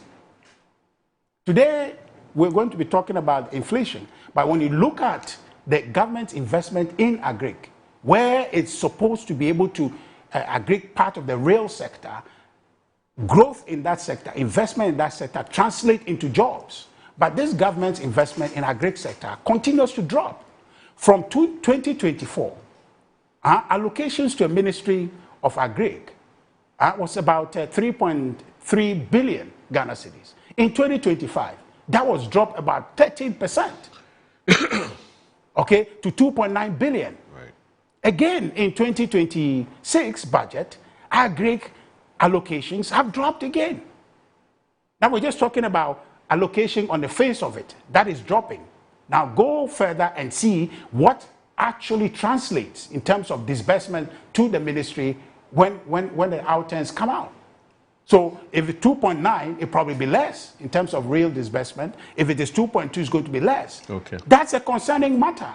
That's a situation that is going to affect jobs. Yeah. And so the only recourse for the government is to say that let's ship people outside to go and do houseboy and house girl job. That becomes a major conversation in our country. That the only way to solve our problem is to copy Cuba, or to copy these other countries who are preparing and shipping their young people out. And if we are shipping our young people out, who will stay here and build a country? Right. So rather than solve our problems, we are running away from them. Okay. And that's the issue. So, Moro, I am very clear that as we engage in a development communication conversation to advance our country, right, it has to be done impartially. Okay. Especially those of you in this enviable position of moderating the conversation Right. must, understanding that you are not necessarily immune from political sensitivity, must do your best to moderate the conversation in a way that gives utmost dividend to the Ghanaian. All right. I suppose that the idea you were going to take me making comparison to yesterday, which is not relevant today, is not useful. Okay. It's not going to advance anybody's interest, which is why I didn't want you to carry on. All right. And so once we have that understanding, I think it should be clear Okay. that I am here to do a job, and that job is what I'm furthering. And I expect that you are here to do a job, and you should further that job. And where I see that you are veering off in a way that is affecting and making you look as if you are my compatriot in terms of political combat, then I need to point it out to you, because otherwise, then I sit here and I have two people against me. And I don't think that any of my colleagues who come sit here will find it comfortable, which is the reason I pointed it out. It was not to score any points against you, but to be able to make sure that we keep fidelity to the roles you have as a journalist, the role I have as a communication person for the New Patriotic Party, and also Fred as MP and communication person for the NDC. Okay. Let's do that, and Ghana will benefit. Right. And that's my view. And so any day, if you veer off and you are getting political, I'll let you know. Okay. That is not to say that I'm trying to pigeonhole you, but let's make sure that everybody is playing their role fair and square. Okay. Richard is incorrigible. Tomorrow, I think that. No, if you say that that's not acceptable, I'm not incorrigible. Say that it doesn't matter. It doesn't matter. No. If you say it's negative, what is I'm incorrigible? So you don't want to change your mind. No, but if you say I'm incorrigible, that's negative. It depends how I see it. It's incorrigible is you correct somebody, but you haven't corrected me. You took a position I disagree with, so we agree to disagree. So I take that back. Take that back. I think that this morning somebody wants to attempt to teach you how to go about your work as a journalist. It's for you to take it or to reject it, and I leave it for the viewers to judge.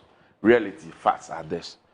In 2022, the money that was allocated to the Ministry of Agri by the NPP administration was 1.1 billion. 2022. In 2023, the money that they allocated to the Ministry of Agriculture was 2 billion. In 2025, the money that we allocated to the Ministry of Agri. 2024. Why do you skip 2024? Please, you can. Why don't you have? I mentioned 2024. It's 3.32 billion. Why don't you check? Get your Google it out and bring it out. No, I just mentioned it. 2024, 3.2 billion was 2.9 billion. Yes. And 2026, 2.2 billion cedis. Yeah. Now, the intervention, you see... You missed 2024. No, you are skipping the data. Can you allow me to speak? 2024, 3.32 billion. They only ask you about data. I'm not asking you, I'm giving you a fact. They ask you, the journalists about You are skipping a fact, I'm just telling you. Can you allow me to speak? You are interrupting me, Fred. Just carry on. You are skipping an important data. And then you got angry. No, I didn't get angry. No. He's being political and I'm telling him. I'm not saying that I won't answer his question. Just carry on. Can I continue? Carry on. But remember, 2024, 3.32 billion. That's what we allocated. Of what benefit is it to the people of this country when you claim you have allocated even 10 billion Ghana cedis to agriculture, and for 8 years you have nothing to show? That for 8 years you were even bringing grains from desert countries. You were bringing tomatoes from Burkina Faso. You were bringing contomere from Burkina Faso. That by the time you were leaving office, Moro, the fish that we consume in this country, more than 65% was imported to the country.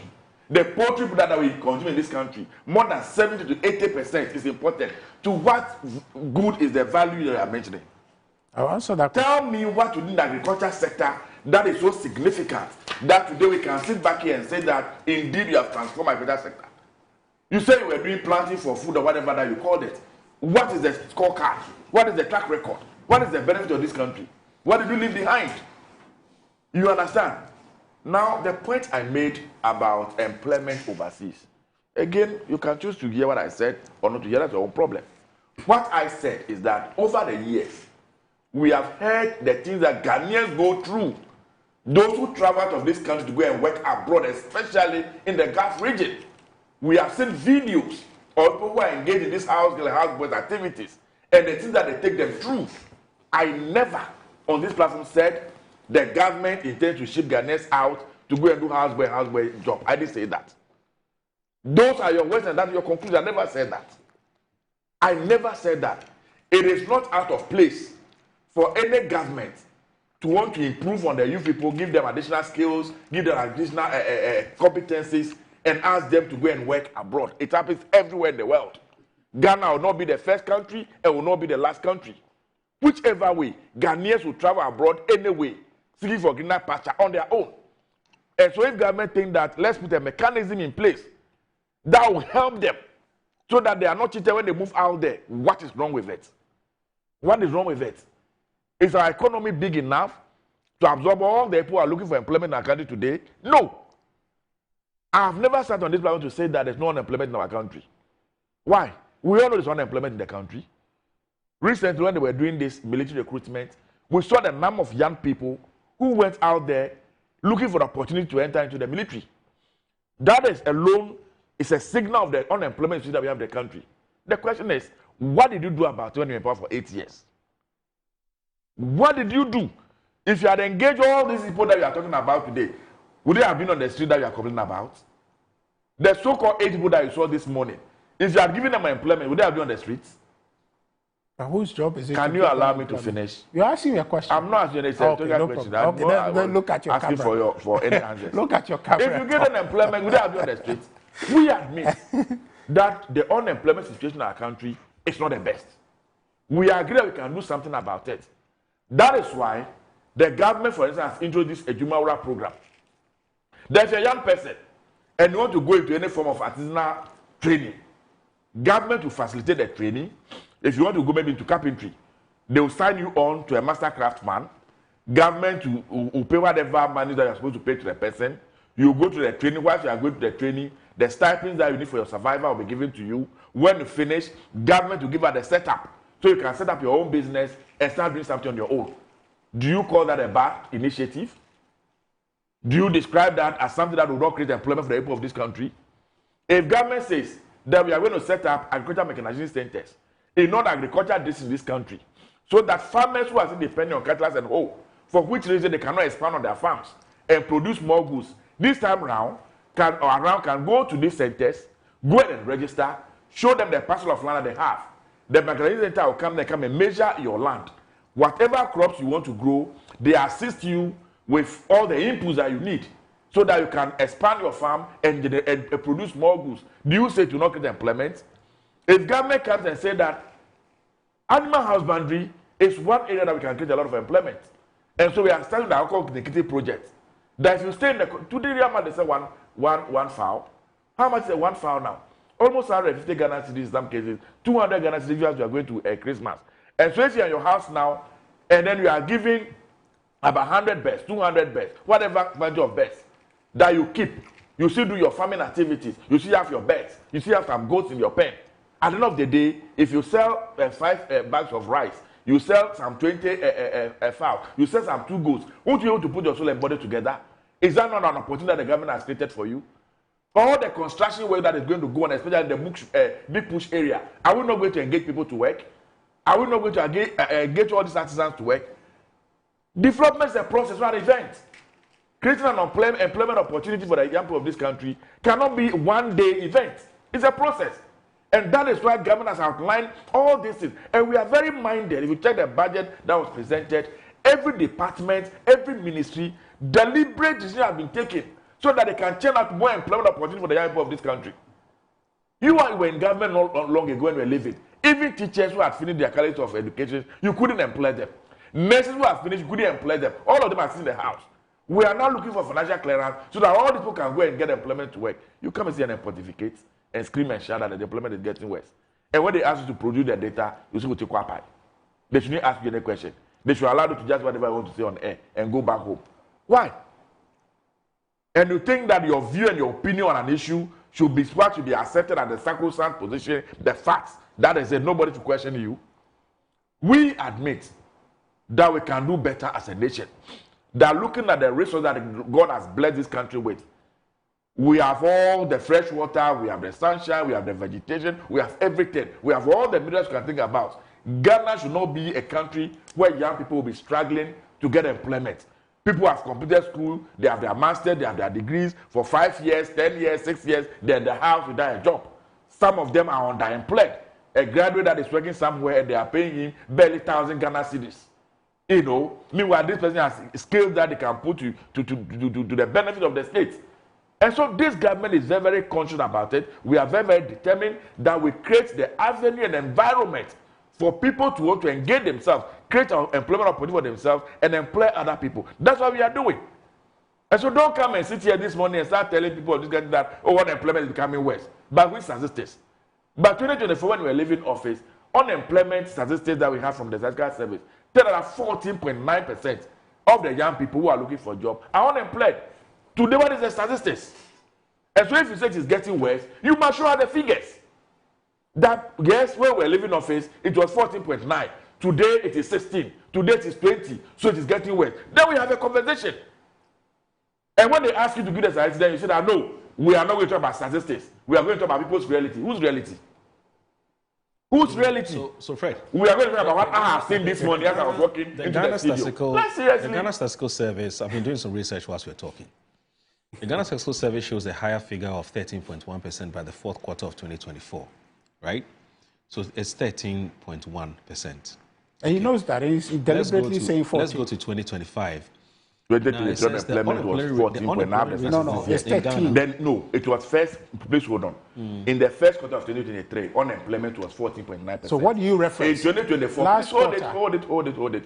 In 2024, it was 13.1%. Yes. In 2024, by end of year average, it was 13.6%. I'm the statistics here.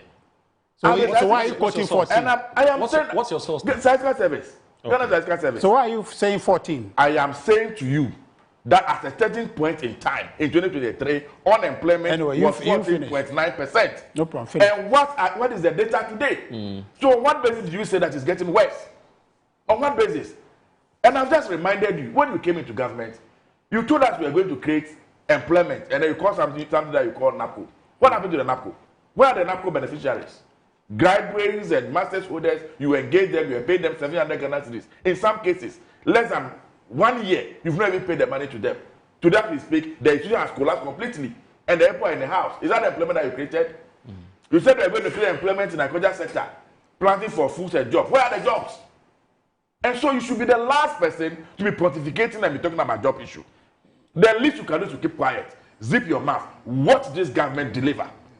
What this government gives hope to the people of this country? What this government create the enabling environment where people can do things for themselves, and where government can give them meaningful job, not the kind of job you created. Not the kind of job you created. Okay. And so, please, we can have a conversation about unemployment, and again, let me say, I am not running away from the fact that we have huge unemployment situation in this country. You can argue that it's not a Ghana phenomenon, it's a global phenomenon. Oh, but really? the question is, what measures is this government putting in place to resolve the unemployment issue? I've mentioned a number to you. We will continue to do more. We'll continue to expand the economy. Once we expand the economy, majority of the economy. That is your subjective view. No. I am not going to. It's a budget matter. It's not a. It's can not you allow me? Okay, go ahead. You should finish by that. Because when you pick the budget, when you wake up from your bed, you have decided in your mind what you want to see in the budget. And so when you open it, that is the only thing you will see. You have closed your mind to every other thing. All you want to see is doom. All you want to see is failure. You don't want to see anything right. So where I sit, I don't expect anything new from you. What you have said is what I expect from you. Right? So I am saying to the young people of this country, like I can't say, almost here and so, almost here and so. They have seen MPP in power. Not too long ago, they were in power 8 years.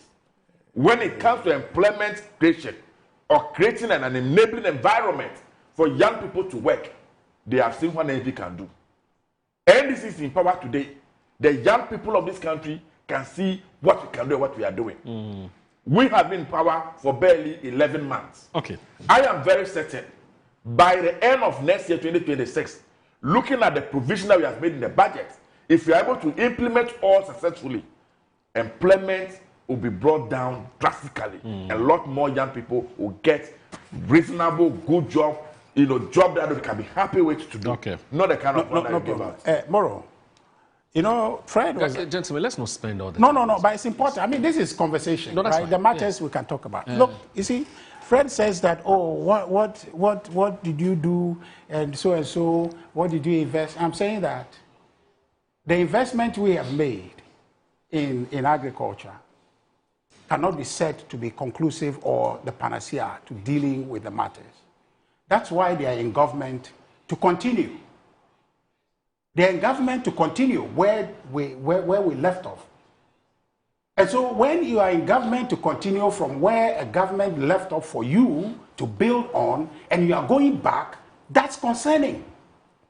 Okay, that's concerning. So if my brother and yourself, if you want to see why unemployment is getting worse, this budget that was presented is a jobless budget. Jobless budget. You are talking about the real sector of the economy. Tell me the productive sector, where is the investment? Look, he is in parliament, they went for the budget training and all that. Should tell us the allocations.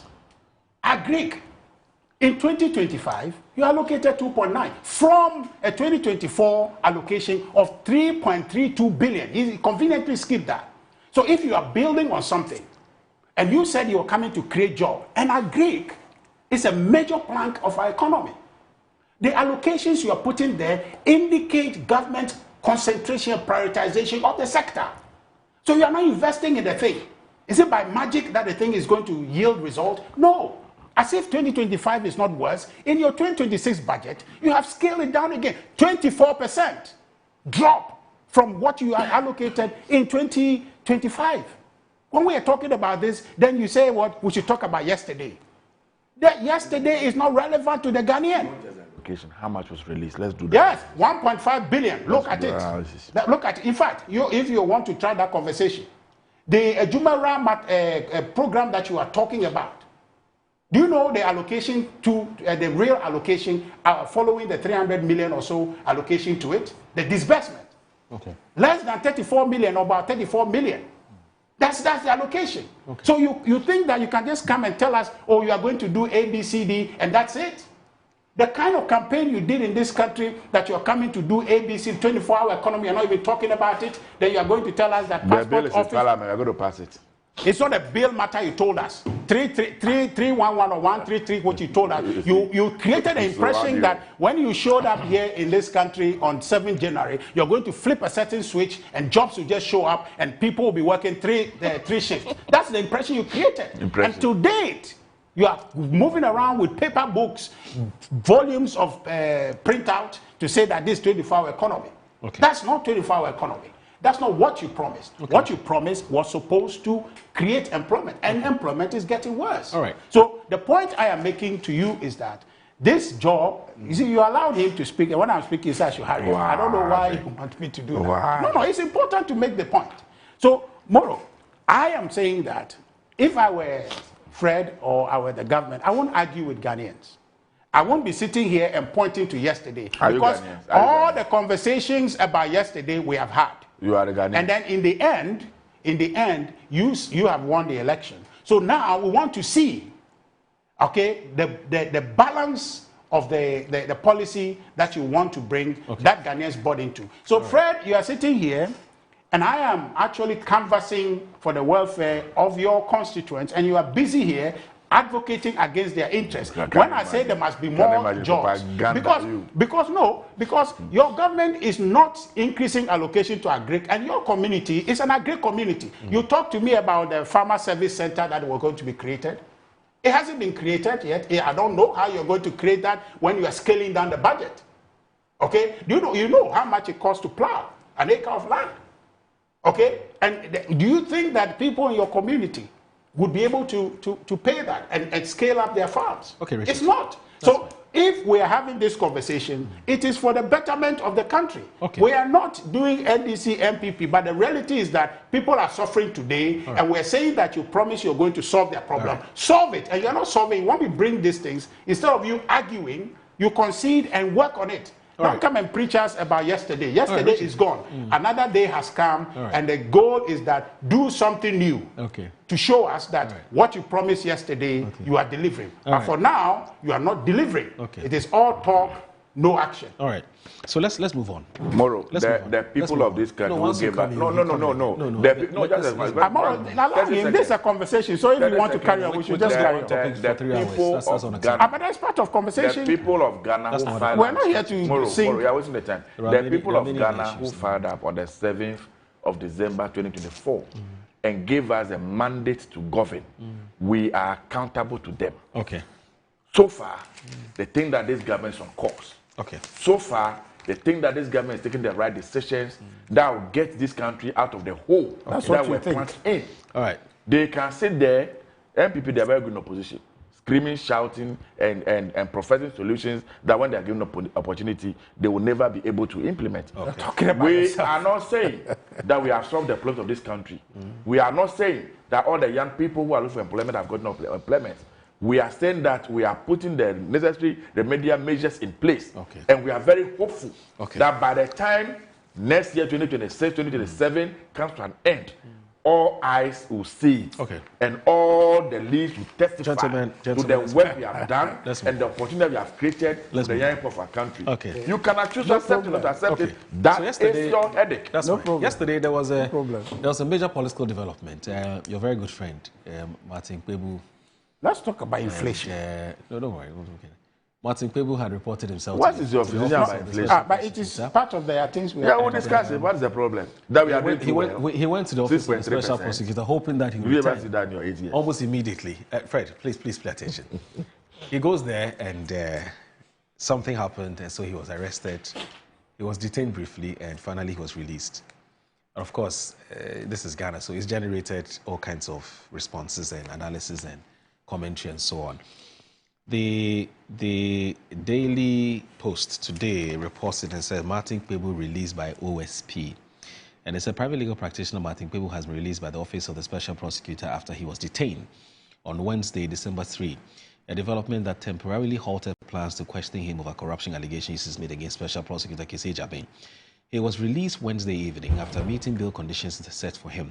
Kpebu, who had arrived at the OSP for an engagement with investigators, reportedly clashed with police officers at the entrance and was taken into custody before any interrogation could commence. Sources say the special prosecutor could not proceed with questioning while he remained in police custody. He was later granted bail, requiring a landed property in his name as security. But when his lawyer returned to complete the process, Kpebu could not be found. Now, the incident comes amid ongoing tensions between Kpebu and the special prosecutor. The lawyer has repeatedly criticized the OSP's investigative approach, accusing the Office of Procedural Lapses and of assigning inquiries to junior officers who report directly to Mr. Ejabin. Now, speaking to journalists ahead of a previous meeting at the OSP last week, Kpebu said he would only cooperate with investigators if an independently constituted committee handled the case, insisting that the current setup compromises fairness and integrity. Now, in a related development, the MP for Medina, who is also a human rights activist and also a lawyer, Sosu blast OSP over Kpebu case. Now, Medina MP Francis Xavier Sosu has questioned the legality of the Office of the Special Prosecutor's decision to invite private legal practitioner Martin Kpebu for questioning. Speaking on Joy News PM Express on Wednesday, the Wednesday 3, he said, December 3, he said the move has no legal foundation and must not be entertained. According to him, the OSP cannot investigate a complainant when the allegation is against the institution itself. He said the invitation simply does not make legal sense. It doesn't make legal sense to me because in the first place, I don't know how Martin is under investigations. If I have made an allegation against the OSP, how do I end up being the one to be under investigations in the first place? He argued that no institution should be allowed to investigate itself. He said the matter should have been referred to another body. How can the OSP even investigate itself? If there's any allegation against OSP, which is an anti-corruption agency, I'm expecting that an institution like YOCO or some other agency of the state will take up the matter and want to investigate it. So the invitation in the first place is not legally justified. Of course, he says that the detention of Martin Kpebu is even more troubling. He described it as unlawful and unacceptable. So there's a response from the Office of the Special Prosecutor, and you see how we've put the two pictures together. And you see the,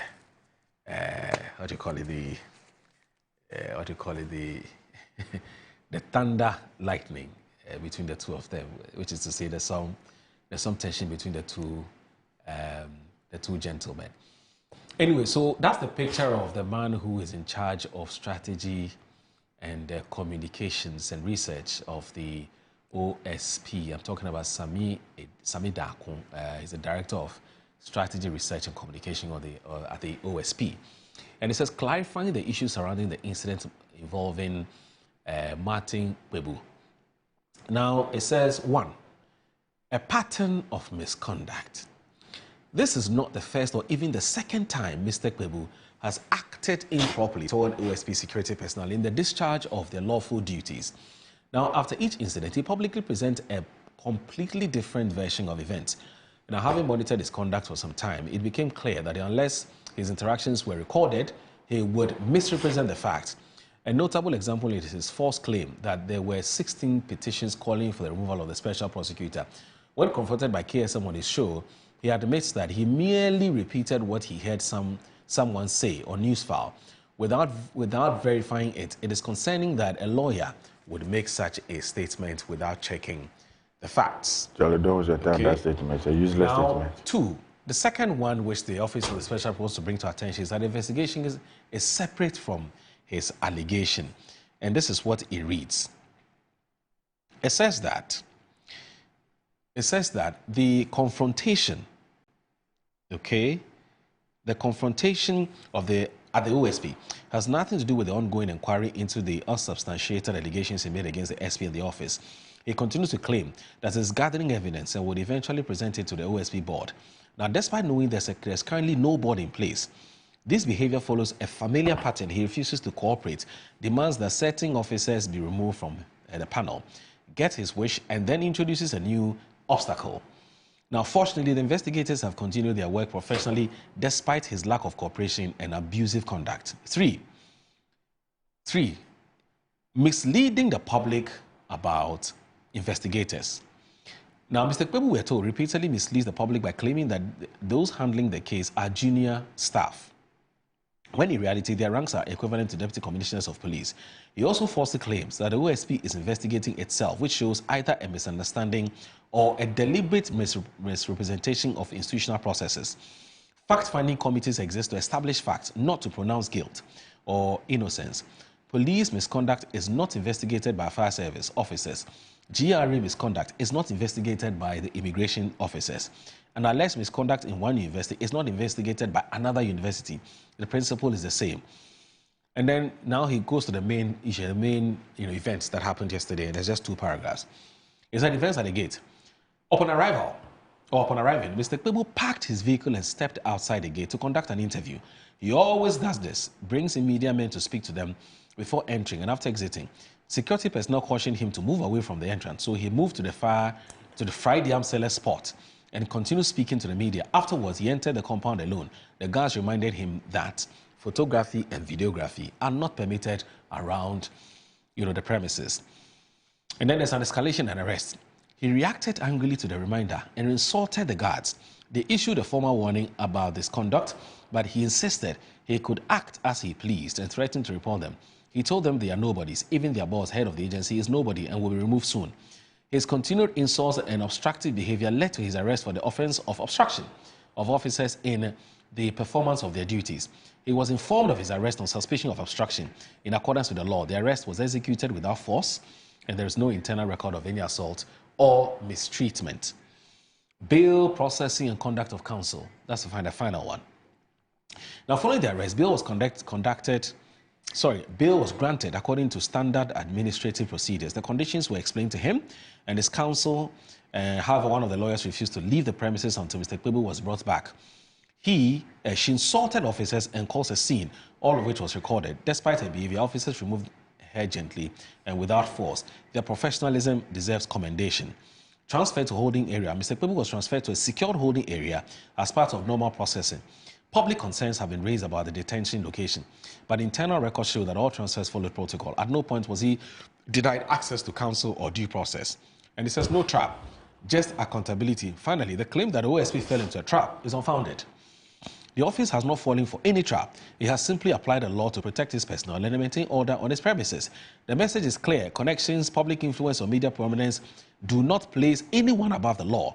If this was intended as a trap, then the OSP passed because it acted strictly within legal and procedural bounds. Such unruly behavior would result in an immediate arrest at a law enforcement facility. Could he attempt this at the police headquarters or the NIB headquarters? Mr. Kpebu is expected to report this morning at 11 a.m. after bail was granted last night for further investigations of the offense of obstruction of justice. A different date will be announced for continuation of inquiry into his allegation of corruption. All right, so stay with us. This is Good Morning Ghana on Metro Television. We'll be right back.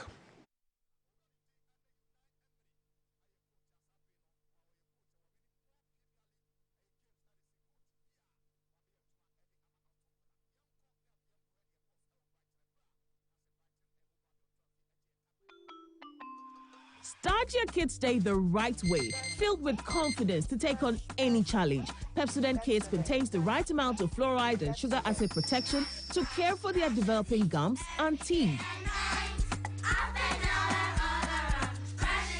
Grab either orange or strawberry so they brush with the sweet flavor they love morning and evening. Pepsodent Kids, giving your children a bright smile for a brighter future.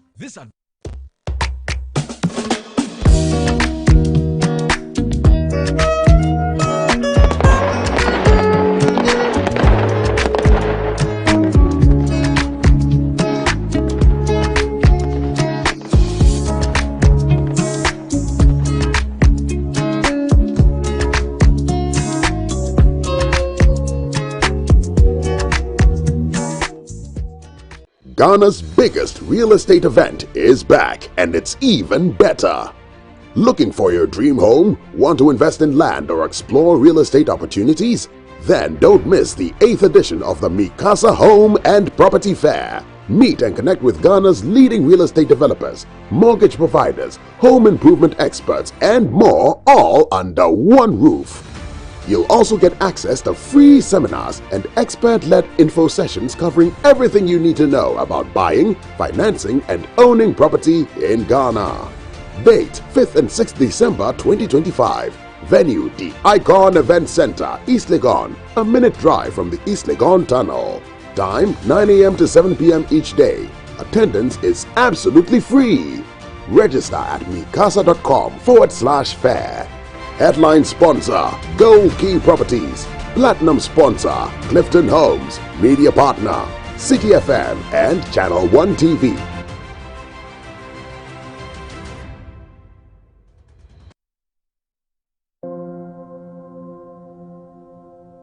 Ama, Nancy, me general will be in Koye Crow. A mamma, ye boom, se contumra, Akija. Nancy, me who say me no passing my cry.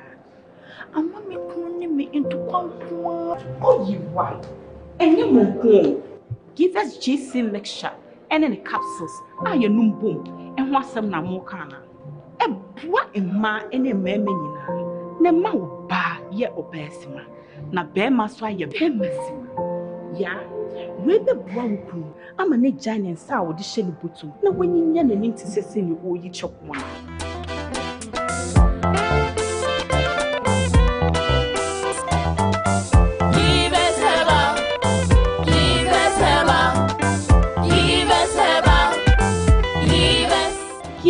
GC mixture and then a capsule. A pin for a batter, one more menu for one and Quada when you feel to me. Wabedum, Tamaso, Jay, watch it, not learning. Missy, watch and learn. Makoyama Besisia. A bozig. I can say no, ya conati, and the more drink woman. Hey! But I didn't mean. Oh, sorry. She knew her old days. Eji, Dabio, baby womb. Ready? Hey, baby womb. Ah, Eji. I'll cause some discomfort. Ah. Sorry, well, uncle, where would I die? Why your funeral? Say a Pesori insecticide GB at a user. Co pharmacy in a shop biamu. Na mum say a pharmacy supermarket and a shop ra. Na repedudu to a cotonwa. On for Royal Dutch and our Aerofield Trading. If he spray with Daimwa. Change.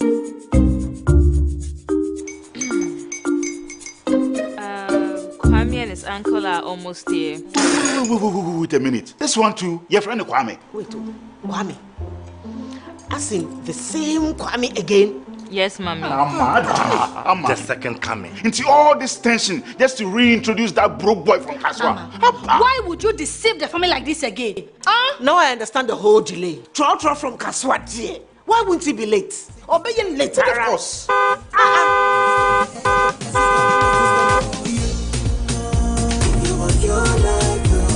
Star 712 hash, star 712 hash. You go be the luckiest. Coffee from Toja be luckiest. From not the cause she be luckiest. Yeah, you go be luckiest. No matter why you're luckiest. Everybody go be the luckiest. That's Kwame! Send your God the apple boom. If you put it toye, so would the coming of the son of man be. Is that his car? Ha! Even now, your shadow the way designer. I use my own mouth to reject him. Oh, this is my mouth. Look at that. Kwame, my son. Now, tell me the truth. How did this all happen? Oh, mommy, a simple dilation. Mr. Goodluck no check me well. Yeah, man. Easy car. Or dial star 712 hash. The devil is a liar. He picked his ticket and entered his lucky 5-digit number. I'm a birthday. Oh, how romantic!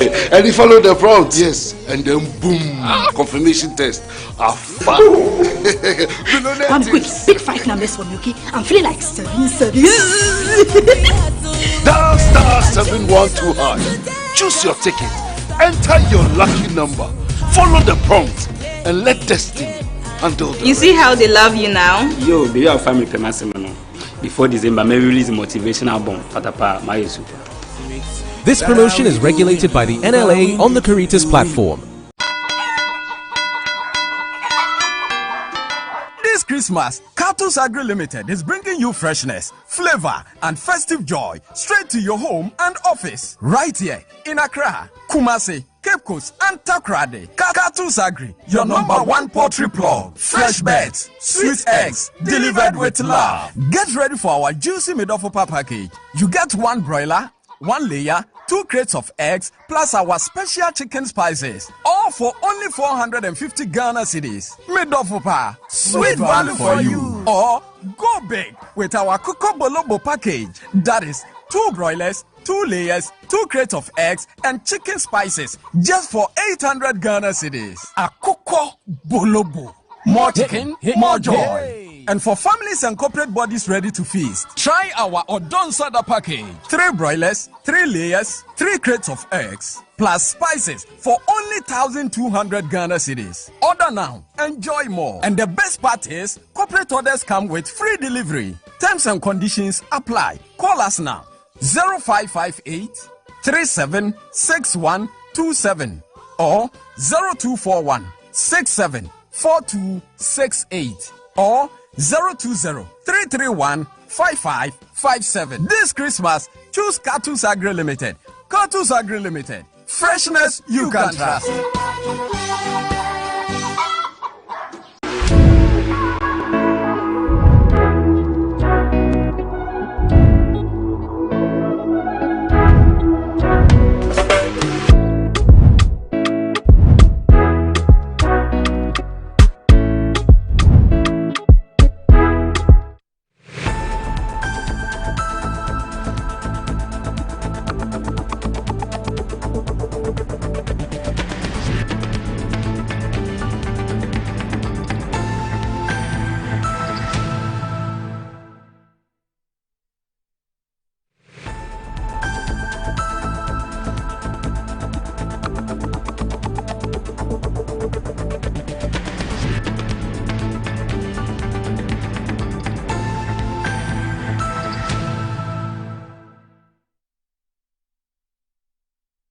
You're live Good Morning Ghana on Metro Television. The show is also live on 94.1 FM. I'm here with Richard Ahiagba, who is the Director of Communications of the New Patriotic Party, and also the Honourable Member of Parliament for the Good People of Guan, talking about the man, that is Mr. Fred Agbenyo. He's the Mr. Fred Agbenyo, who is the Honourable Member of Parliament for the people of Guan.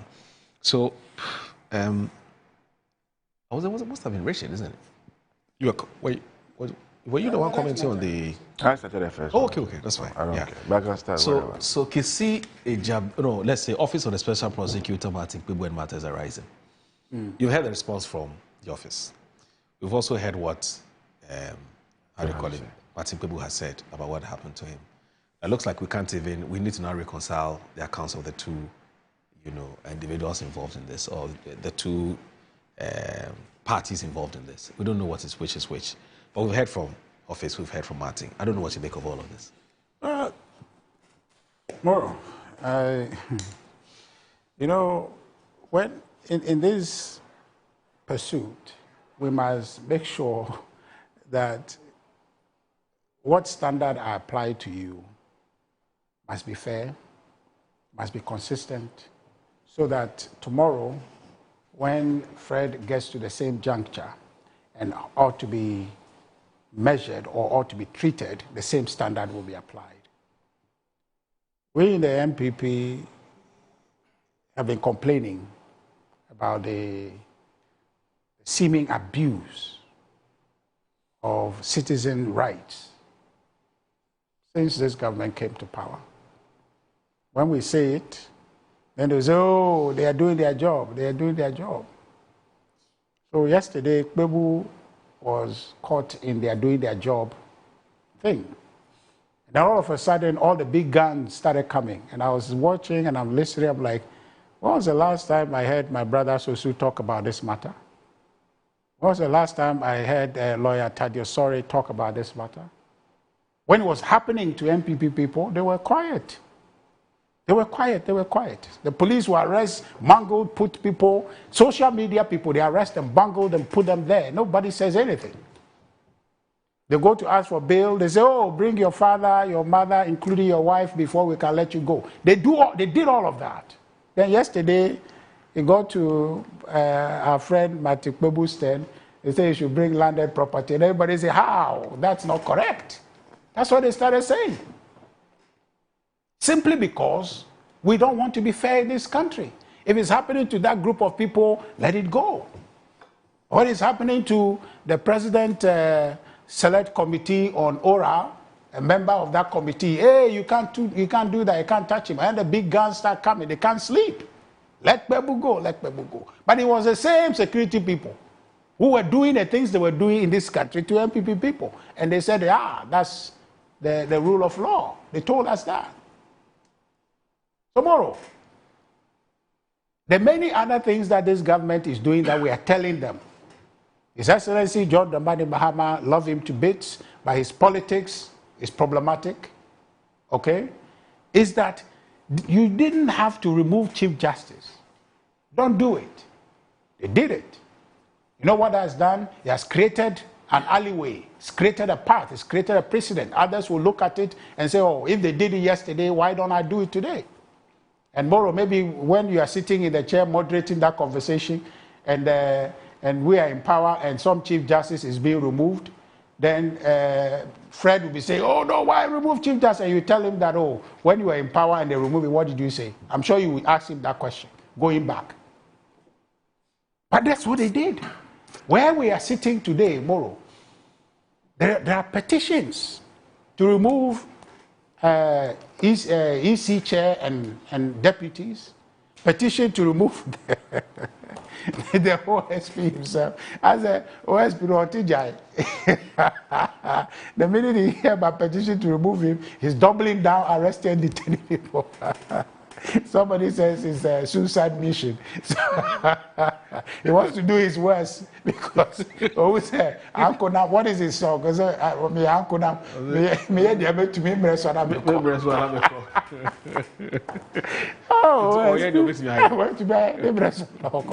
but since he has a petition, oh, he's detaining. You see, but the point we are making is that government, the work according to the law. Make sure equal standard applies to all.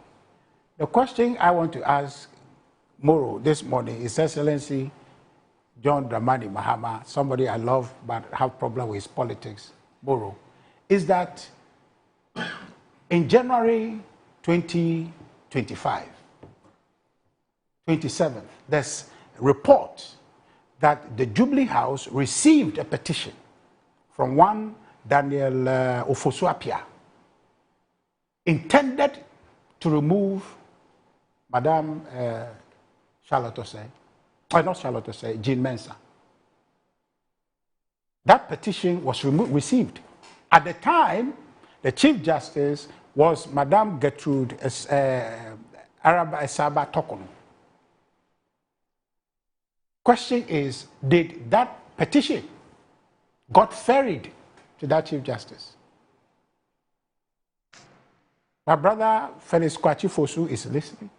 Or if it's not, let's escalate it to him to say that what happened to that petition? Was it ferried to the Chief Justice? If it was ferried, perhaps Madame Gertrude Tokonu can tell us that it came to her attention and she saw that there was no merit in it. But we want to know if President ferried that. But somehow, now we have a Chief Justice in place of his President Mahama's appointing. Immediately on the back of that, these petitions are ferried. And I have said on this platform that that's what is going to happen. That is what was being fixed to happen. That we remove Chief Justice, bring another, then we'll go back to EC. That's what is happening. The point of that is that today Martin Kpebu has been detained wrongly, contrary to reasonable thinking and logic, contrary to law by all the readings that I've seen and things that I've listened to. But when it was happening, which was then still wrong, all these voices were quiet. That's why the security people who did that yesterday thought that, it's regular business. They saw it as a regular thing to do, and so they went to do it. Unfortunately, they picked a bigger meat. Martin Kpebu, the darling boy of the president in Ora, so he cannot be touched. When it comes to him, all bets are off. But when it came to me, it came to our social media people, it came to that person, it came to this person, those ones, carry on. When you do that, what you create is examples. Then maybe it will happen to Kpebu, maybe it will happen to Fred, it will happen to somebody else. Maybe it's good that it happened to Kpebu so that this conversation can be had and say that what was wrong yesterday when we were suffering it, you thought it was gospel and so let it carry on. It's happening to you. Why don't you Fred used the word zip it and endure it. But Richard, in all of this, I hope you recognize that the Office of the Special Prosecutor is an independent institution. Or let me say, it enjoys quasi-autonomy, if I don't want to put it that way. Well, it's independent, yeah, because it's a creature, yeah. So that nobody in the executive can remotely even attempt to direct them as to how they do their work. You know that. And I'm asking you this question because of what you said about how things were happening to other people from 2025 this year, and people were quiet. People didn't say anything. It's happened to Martin Kpebu, and now people are talking.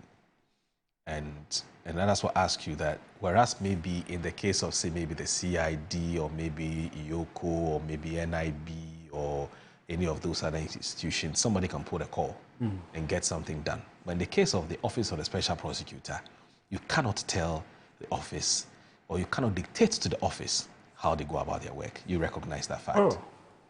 All of these agencies and institutions that you have mentioned, they are subject to we the people. Okay? They are accountable to us. Okay? And they are accountable to the Constitution. The rights of citizens must not be abused at any given time. Doesn't matter your independence. Your independence is not to abuse citizens, it's to help to advance their rights. Okay? So to the extent that your independence is impeding the freedom and liberties of citizens, that independence ceases to exist. All right. That was what came to a head yesterday. Right. And all the voices that came out yesterday to say that no, and then the special prosecutor suddenly backtracks and say that, oh, they didn't arrest them. Who arrested him? Right. And the justification they have just read, who arrested Kpebu and in a very bizarre way, okay, cannot tell his lawyers where he is, his lawyers cannot have access to him. That misbehavior, that abuse, where does it come from?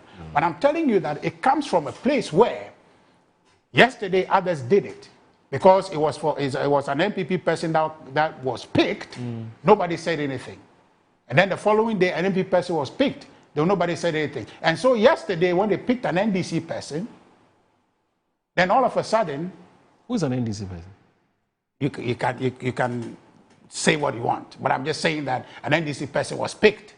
Who? What are we talking about? What topic did you put here, Boro? So the point is that suddenly people are talking, and I'm saying that is good. Martin Kpebu is not NDC. That's your view. But I'm saying that... What's this one to be an opinion? I'm saying that's your view, but what I haven't seen his... So you want to take my view from me? I haven't seen his NDC card. That's fine. That's your view. Yes.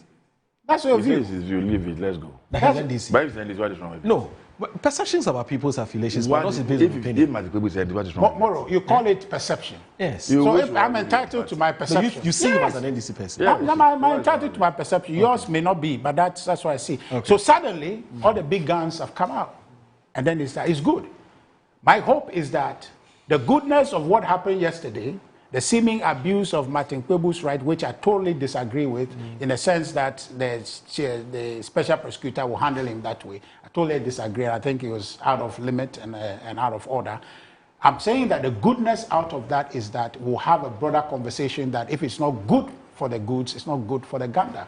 And so that let's begin to respect people's rights in this country. That our democracy is not an occasion to weaponize power, to use power to curtail people's rights, but it is to further the rights of citizens. And if we do that, it will benefit all citizens, not just some, and it will ensure the stability of our democracy. So for me, I agree totally with those who said that the special prosecutor is out of order and shouldn't have to do what he did yesterday. The police was there, but my understanding is that it was a military that was frontal in dealing with citizen relation in the special prosecutor, which is not acceptable. Front-facing with citizens is the police. The military has no place there in that encounter. Their training does not allow them okay, to be able to understand the citizen dynamics, to be able to respect their rights because of their training. And so I'm not sure why the special prosecutor walks around in his premises with military people engaging citizens. Right. So these happening should bring us all to a point, if Kissi Agyabin survives this removal project, then we need to be able to do something about that, that he works with police people. If he feels that our office is under attack and it needs security, it must be the police and not the military engaging citizens and abusing them. Okay. Fred. Moro. I mean, I don't know. There's something weird about everything that's happened. I mean, Martin makes an allegation against Kissi, and the office invites him. And look at what has happened. I don't get it. Something doesn't happen. Moro, did I hear my brother Richie say that he likes President Mahama? He loves President Mahama.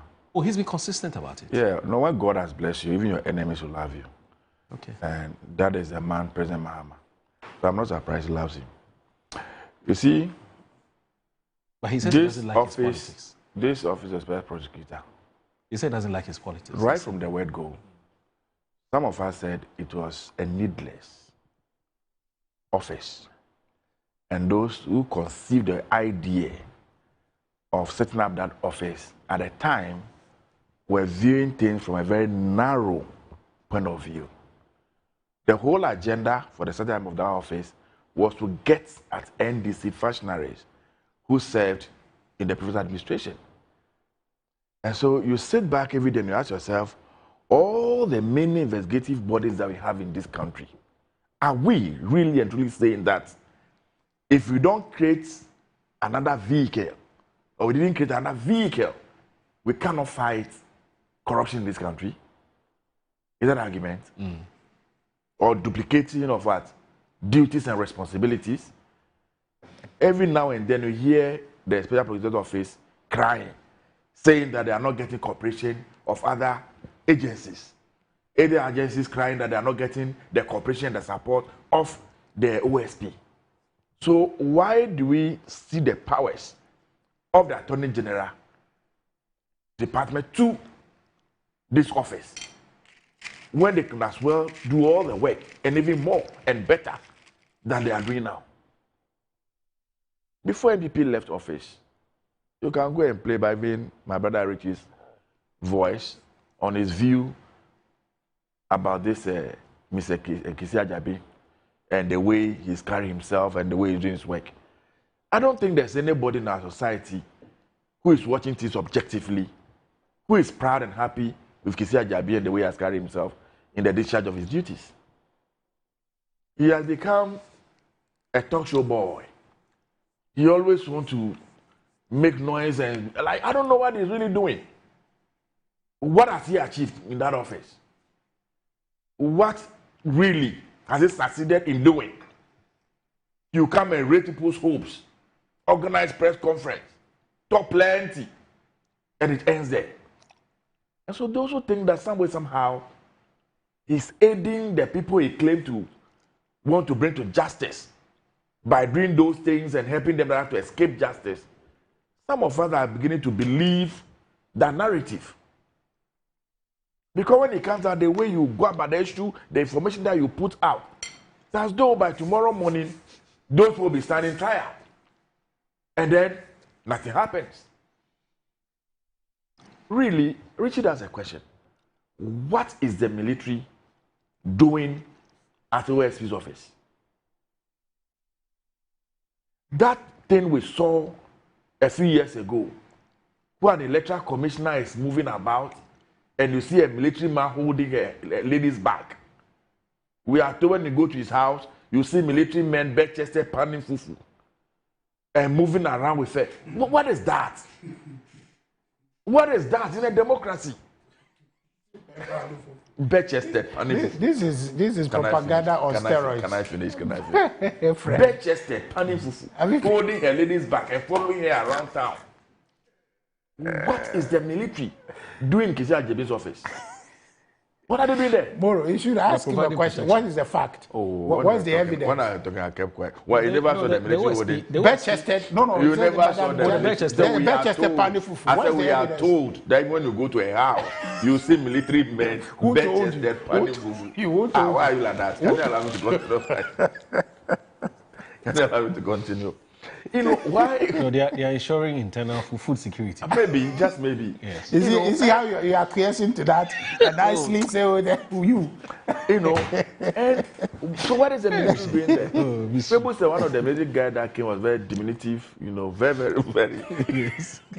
Not correct. He kept repeating it. That guy so diminutive, right? So he has a problem. Maybe he went to say that that's...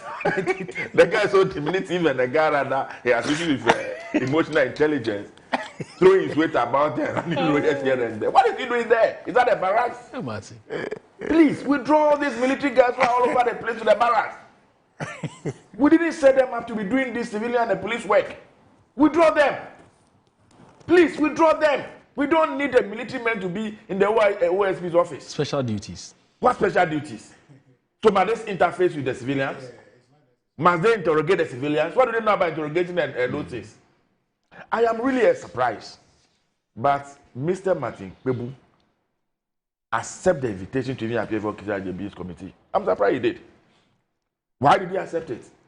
If Christian Jabi feels that Martin Kpebu has maligned him, go to court. Do you understand? If you feel that he has maligned you as something that is not right, go to court. Yeah. How do you go and set up a committee of your allies and you invite him to come for interrogation? And Mr. Martin Kpebu, you accepted and you went? Sami Darko just told us that it's a facts-finding committee. Don't mind. They just want what is he talking about? Don't mind. What is he saying? What evidence do you have? Don't mind. But even in agreeing with Fred, what is he going to do with that evidence? What is he going to do with the evidence? So if you are going to do what with it? Well, that's a good question. You understand? That's a good question. When he has set up his own allies, his friends, his colleagues, investigate the man who has spoken against him. And because the OSP won't take any decision. No. Yes. So what's the consequence? So it's a show of power. That is what he did. Yeah. And why? If he was very competent, he should have known that Martin has not done anything wrong. First of all, to even invite him to your office. Two, to even set up a committee under which law to investigate him. Third, to detain him. And you detain him with his lawyers and everything. What is the meaning of that? Yeah. What is the meaning of that? Why? But Christian Jabi, that is a case that is not listening to what people are saying. You think people are proud about his work? You think people are happy with him? He wasn't there yesterday. But you know the way you operate, Machiavellian operation. We're told he was asleep. Like you, Moro, today, you say you are not feeling well. Then you bring somebody here to come and do your bidding. Is that not what he did? Who doesn't know that? He had an altercation. I agree. He had an altercation with Richard, where he says that. Listen, he was arrested. We are in a democracy. And we must be seen to be complying with the tenets of democracy. Human rights abuse, show of power, and all these things. Me, I not subscribe to it. And all of us who are politicians must be very careful. There is no way any political party will remain in power forever and ever. As long as we continue on this multi-party democracy, today you are in there, tomorrow you are out. I've had a cause to complain about the way and the manner we handle, especially the police. So that when you are in power, they are your friend. The very day you lose power, they become your enemies. Every action of theirs is antagonistic towards you. Because the way we handle them, and they don't have the independence of mind to operate as a professional institution. It's incumbent on all of us, and it is in our collective interest that we allow these institutions to really be independent and serve Mother Ghana, and not any individual. This abuse of people's rights here, that's not proper. I agree. But I think that Christian Jabi, really and truly, who advised him? Who spoke to him? Who was he listening to? Okay. He wanted to keep Martin over there overnight, and the thing was going to be successful. How was that going to happen? Okay. And I'm told they've invited him to come at 11. But the people don't go. Okay. Don't go to the OSP office at 11 o'clock. He shouldn't go there. He has no business, no law, he has no power to invite you to come and do anything. Okay. He has made allegations against the OSP. Martin Kpebu indicated that he is submitting an official petition. Right. And so let that petition be submitted, let the appropriate body be set up, go there and say your matter. Okay. Now you are questioning why the Chief Justice was removed, and I shouldn't have removed him. No, I wasn't questioning. Hold it. I wasn't in questioning. this 1992 Constitution, the framers of the Constitution believe that something can happen that will cause even the president to be impeached. The framers of this Constitution believe that something can happen that will cause a Chief Justice to be removed. You have done it. The framers of this Constitution believe that something can happen that will cause a electoral commissioner to be removed. When it was your turn to remove the electoral commissioner, you didn't see anything wrong with it. But when we are using the same process to remove others, that one you are crying. Double standards. You are crying, you are screaming, you are out and screaming. No, nobody is crying. So you think that the Chief Justice is above the law of Ghana? That she can do whatever she likes. And because she's the Chief Justice, nobody must touch her. Is that what you are suggesting? Nobody said so. Hold it. You are questioning even the petition that was submitted in the case of the electoral commissioners. Yes. You see, he who comes goes with equity must go with what? Clean hands. We were in this power. But I was asking Felix Kwacho, not you. The petition that was used in removing Charlotte Osei, when they submitted the petition, they didn't sign the petition. They didn't date the petition. They went out there to look for the petitioners, coached them, directed them to do it to be fit for purpose. Go and ask my brother Prince Derek Ejay. They submitted a number of petitions to the president then, Akufo-Addo. They didn't even act on them. Meanwhile, the same president told us that he was only serving as a conveyor belt. And that once he received a petition, he forwards them to the appropriate institution to do what they are supposed to do. But then, when some other petitions got to him, he decided on what to forward and what not to forward. Today, you are questioning the petition that you claim was submitted prior to the removal of the Chief Justice. And why did we delay it? And you are saying this as a matter of fact. Hold on. Oh, you see, it's a question. There's something that Richard must address his mind to. Before 2024 elections, Ghanaians across board believed that our country was not well positioned, that things were not going on well. And so when we told them we are coming to refix the country, they bought into that narrative. That with every facet of our society is rotten. That's what I say. Okay. Every facet of society is rotten. And so we need to come back and streamline things and reposition things. Okay. They bought into this narrative. All right. And they gave us the mandate. Okay. And so if we are discharging on that responsibility and you have a problem with it, I'm sorry we can't help you. I'm sorry we can't help you. Okay. We are setting this country on the path of democracy. All right.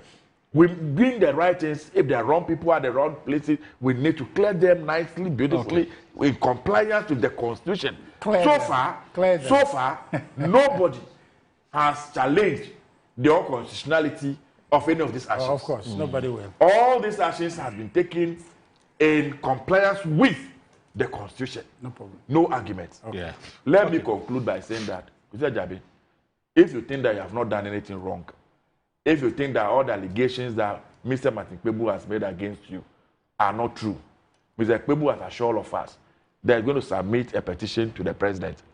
I believe the president will submit same to the appropriate institution. You have your day before that institution, as it said, to go and remove your mouth.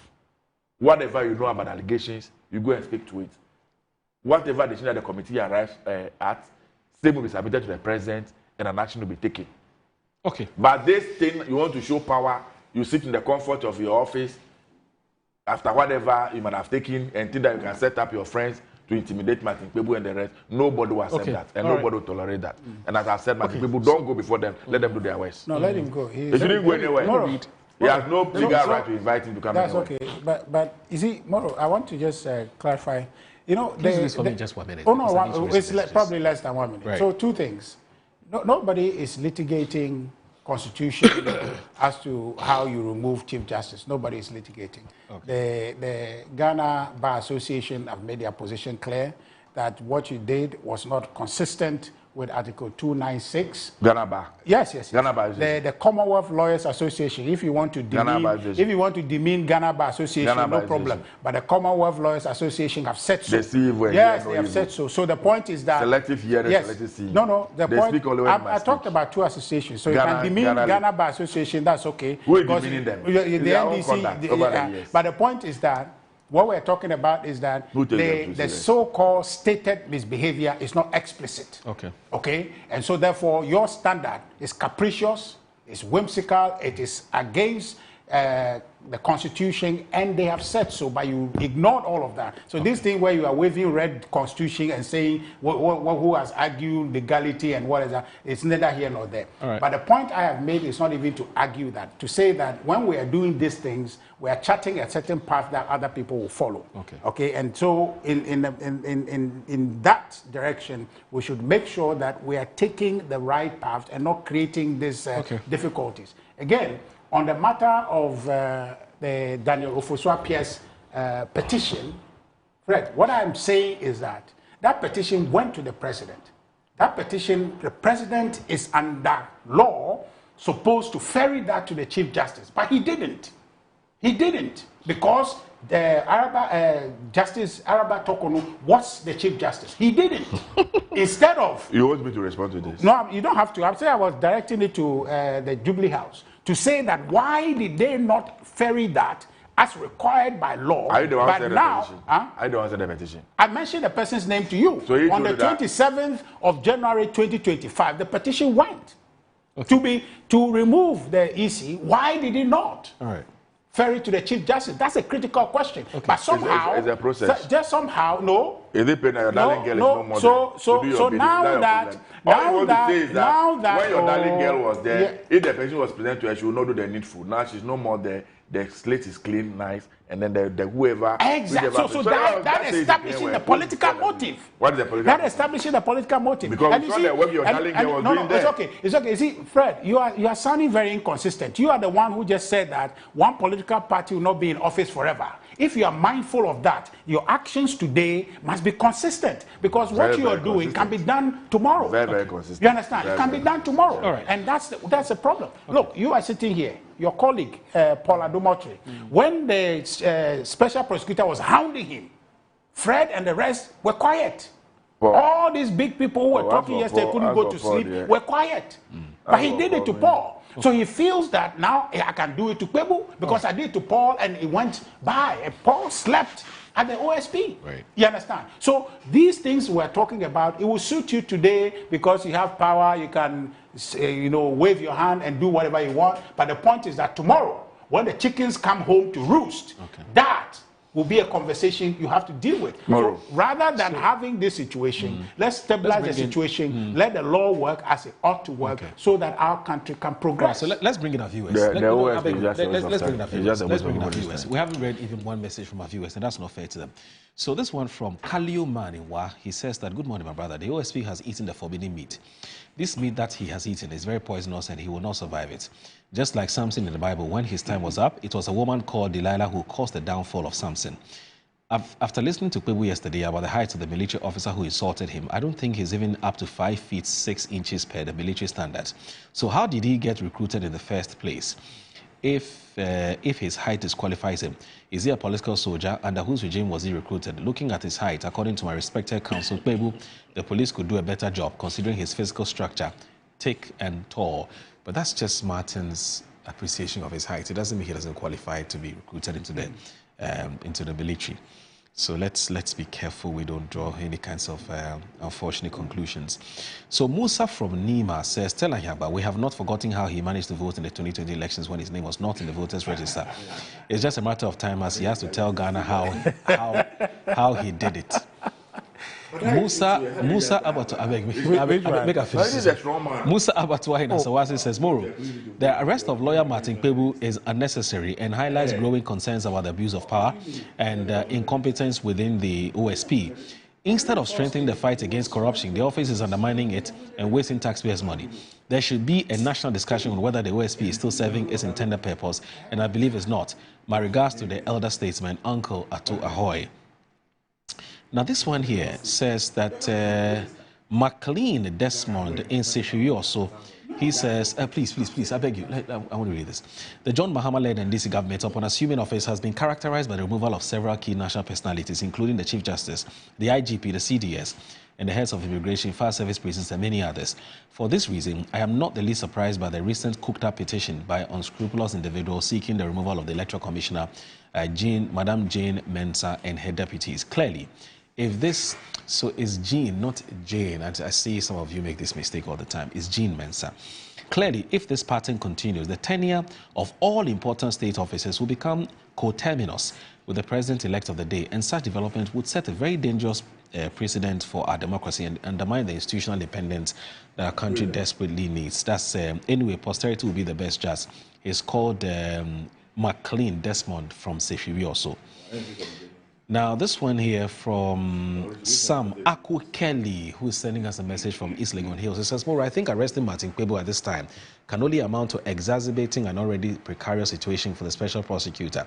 Now, if the reasons given for the arrest is anything to go by, why were all these found on the premises not arrested, including the press that interviewed Martin?